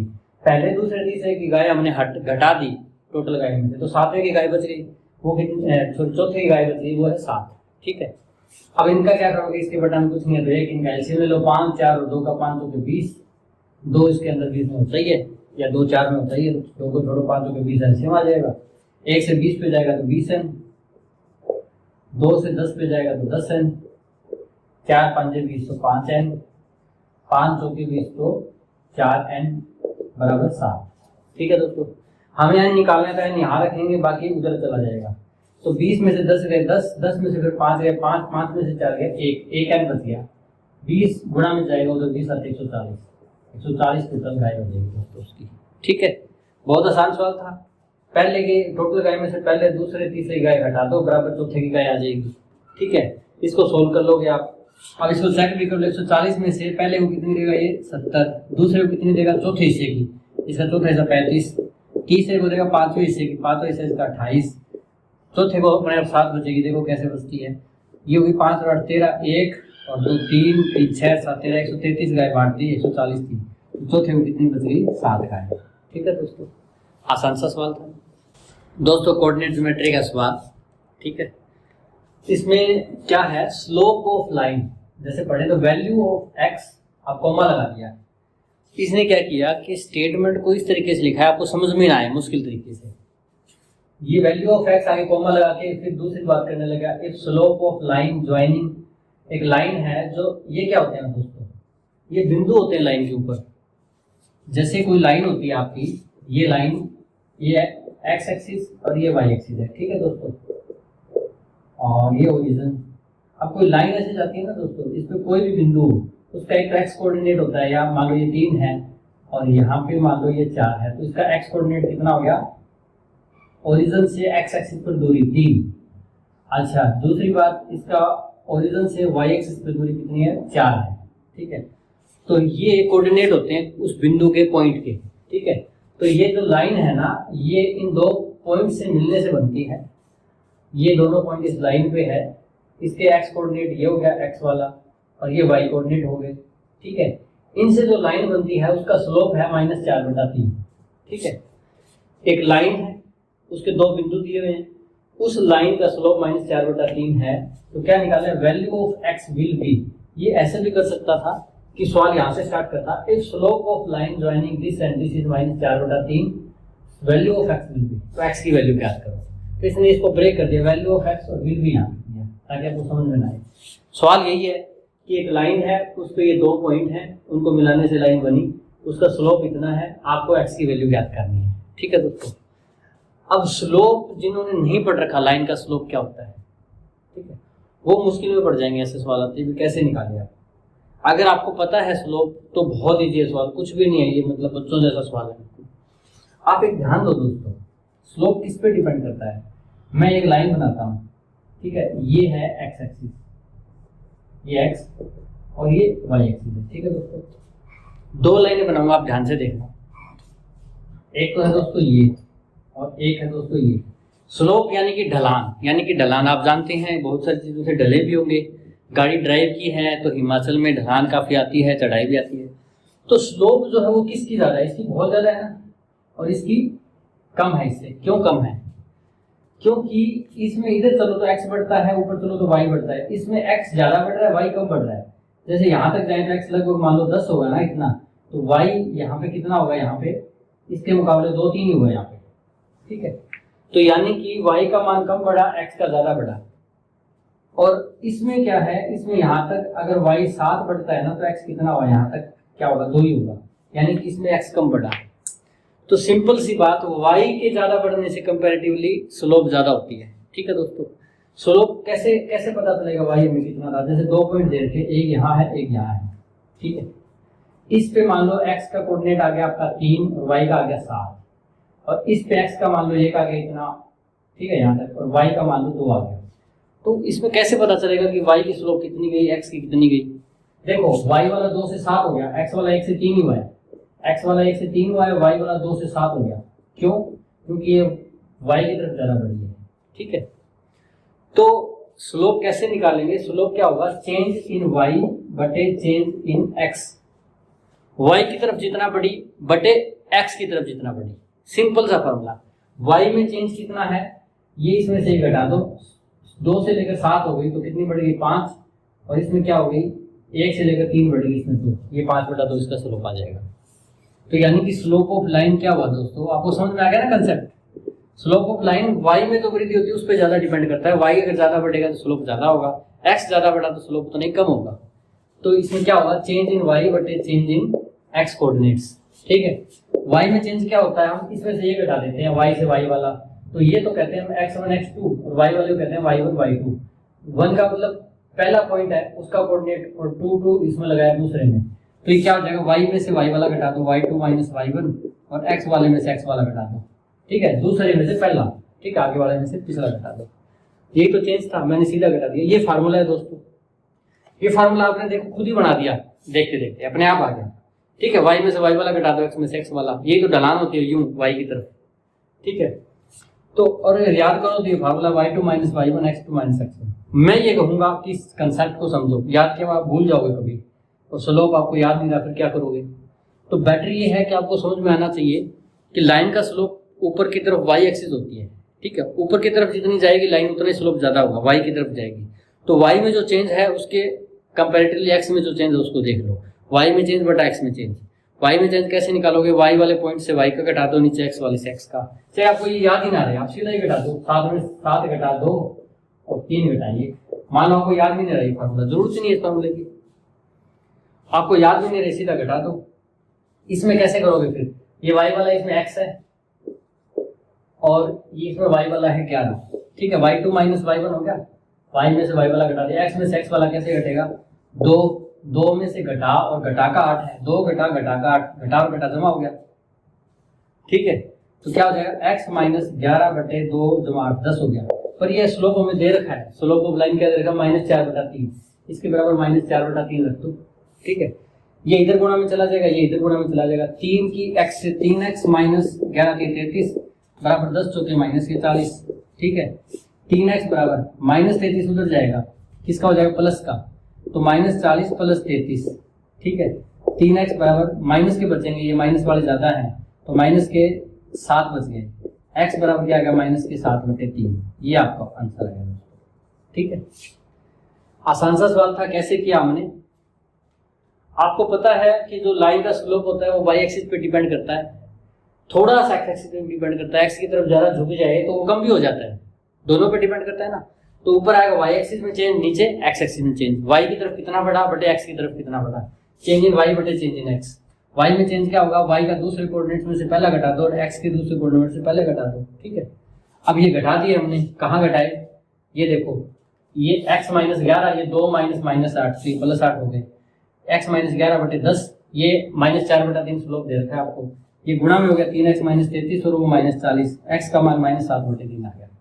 ठीक है, तो कोऑर्डिनेट ज्योमेट्री को बड़े आराम से कर लेना दोस्तों। सूत्र वगैरह भूल जाते हैं ज़्यादातर, इसमें सूत्र ज़्यादा होते हैं।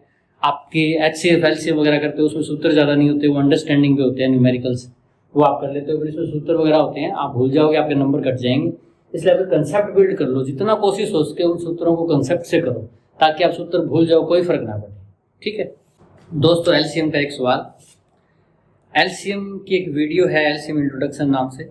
LCM का पूरा कंसेप्ट, उस कंसेप्ट के बेस पे ये सवाल भी आप निकाल पाओगे बिना प्रैक्टिस के। पूरा एक एक कंसेप्ट समझाया हुआ है LCM का, LCM क्या होता है आप अच्छे से जान पाओगे। कुछ एक्सरसाइजेज भी हैं जिसमें कुछ ये भी सवाल हैं ऐसे लीव्स रिमाइंडर वाले।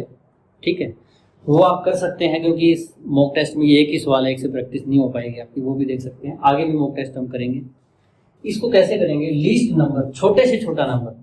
ज़्यादातर ये शब्द सुनते ही आपको पता लग जाता है LCM निकालना है मोस्टली केसेस में।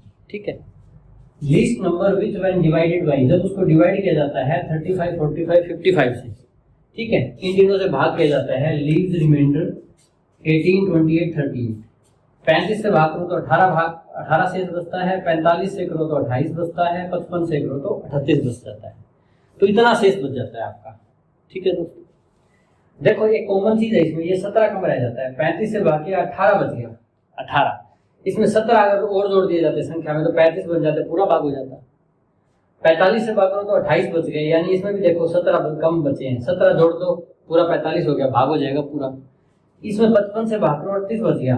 ठीक है, 17 इसमें भी कम है, अगर 38 में 17 जोड़ो कितना हो जाएगा, 55 हो जाएगा, पूरा भाग हो जाएगा। यानी कि इनसे भाग करो तो इतना शेष बच रहा है। वो संख्या, मान लो वो संख्या कोई भी x है, अगर उसमें 17 जोड़ दोगे ना तो वो संख्या पूरी भाग हो जाएगी। वो संख्या 35, 45 और 55 से पूरी भाग हो जाएगी। पर हमें वो संख्या नहीं निकालनी जो पूरी भाग हो जाए, हमें वो निकालनी है जिसमें 17 जोड़ने से पूरी भाग हो। यानी कि हमारी संख्या 17 कम है, हमारी संख्या 17 क्या है, कम है उस संख्या से। ठीक है, पहले दोस्तों आप वो संख्या निकाल लो तो इनसे पूरी भाग होती है। किससे, 35, 45 और 55 से। ठीक है, इनसे कौन सी संख्या भाग होगी, 35 से 35 का पूरा पहाड़ा, उसके मल्टीपल 35, 70 ये पूरे भाग होते हैं। 45 के मल्टीपल, 55 से 55 के मल्टीपल भाग होते हैं। तीनों से कौन से होंगे, इनके कॉमन मल्टीपल यानी कि LCM। इनका LCM निकाल लो, इनका जो LCM होगा ना 35, 45 और 55 का, वो इन तीनों से भाग होगा। ठीक है दोस्तों, 5 से भाग करो, 5 से 7 पे, 9 पे, 11 पे। अच्छा 7, 9 और 11 में तो कुछ कॉमन है ही नहीं। ठीक है, ये तो को प्राइम नंबर है जिनमें कुछ भी साझा ना हो, एक साझा होता है सिर्फ उनमें। इनका LCM क्या होता है, ऐसे नंबरों का एक होता है को प्राइम नंबर का। LCM निकालना हो तो अगर 7, 9, 11 का निकालना हो तो इन तीनों की गुणा हो जाती है, 7 गुणा 9 गुणा 11। कॉमन तो कुछ है ही नहीं। ठीक है, तो इन तीनों की गुणा हो जाती है। ये को प्राइम नंबर होते हैं दोस्तों, ये भी सवाल आ सकता है। तो इसका LCM बाय द वे क्या हो गया हमारे पास, 5, 7, 9 और 11 की गुणा। 5 7 35 और 11 9 99। 99 और 35 की गुणा दोस्तों 100 के साथ कर दो, 3500 हो गए। ठीक है, और आप 1 घटा दो, इसको 100 - 1 लिखोगे तो 3500 - 35। ठीक है, तो ये हो गया 3465। ये थोड़ा शॉर्टकट तरीका है गुणा करने का, आप वैसे भी कर सकते हो, कोई बड़ी बात नहीं है। तो LCM आपका 3465 आ गया। ठीक है, 3465 वो संख्या है जो 35, 45 और 55 से पूरा भाग होती है। ठीक है, पर हमारे में तो शेष बच रहा है कितना, शेष 35 से भाग करो तो 18, 17 कम बच रहा है। 45 से भाग करो तो भी 17 कम बच रहा है। 55 से भाग करो तो भी 17 कम रह जाता है। यानी हमारी संख्या जो निकालनी है वो 17 कम है। वो निकालो, कितनी आ जाएगी, 3448 आ जाएगी। ठीक है, 3448 को जब आप भाग करोगे ना तो देखो 17 कम है, 65 पे पूरा भाग होगा। ठीक है, 48, 17 कम रह जाएगा हर बार। ठीक है, 17 कम बचेगा तो यहाँ तो 38 शेष बच जाएगा। 45 से 17 के 28 शेष बच जाएगा। 35 से भाग करोगे तो 18 शेष बच जाएगा। ठीक है दोस्तों, भाग करके भी देख लेना। वैसे यहीं से ही पता लग गया था कि 18 जोड़ने पर पूरी भाग होगी। इसमें 18 जोड़ने को हो रही है, 17 जोड़ने में पूरी भाग हो रही है। ठीक है, यहाँ पे 17 जोड़ने से पूरी भाग हो रही थी, तो इसमें 17 जोड़ो, पूरी भाग हो जाएगी। अगर पूरी भाग नहीं करना तो ये संख्या आ गई 3,448, ये शेष छोड़ देगी। ठीक है दोस्तों, आप और एक्सरसाइज इसकी हमारी करवाई हुई है, वो प्रैक्टिस के लिए कर लेना। आज के लिए इतना ही। ये आपका मॉक टेस्ट 1 था। ऐसे मॉक टेस्ट हम बार बार करते रहेंगे ताकि आप मिले जुले कुछ सवाल कर सकें, क्योंकि चैप्टर वाइज करते हो तो उतना ही याद रहता है। कभी आप ज्योमेट्री भूल जाओगे, कभी ट्रिग्नोमेट्री भूल जाओगे, आगे जाओगे तो इसमें मिक्स सवाल होते हैं ताकि आपकी रिविजन होती रहे। आप ऐसे प्रैक्टिस सेट खुद भी किया करो, हमने दिया है प्रैक्टिस सेट आपको, इस यूट्यूब पे डाला है, पहले उसकी प्रैक्टिस भी करो, फिर इनको आप समझो, देखो आपके कौन से गलत थे। आगे जैसे जैसे मॉक टेस्ट और करोगे आपके वो सवाल सही होते जाएंगे। ये यूजफुल है सभी प्रकार, रेलवे, बैंक, किसी में भी आए मैथ में सवाल तो वो सेम ही होते हैं। तो कोई भी विद्यार्थी हो ज़्यादा से ज़्यादा मॉक टेस्ट करे, आपका एक दिन में 1 या 2 दिनों में एक तो ज़रूर करे, ताकि आपकी प्रैक्टिस अच्छी हो और आपकी झिझक एग्ज़ाम में निकल जाए, कोई हेजिटेशन ना हो कि मेरा पेपर पूरा नहीं हुआ, ऐसा कुछ। ठीक है दोस्तों, धन्यवाद, जय हिंद।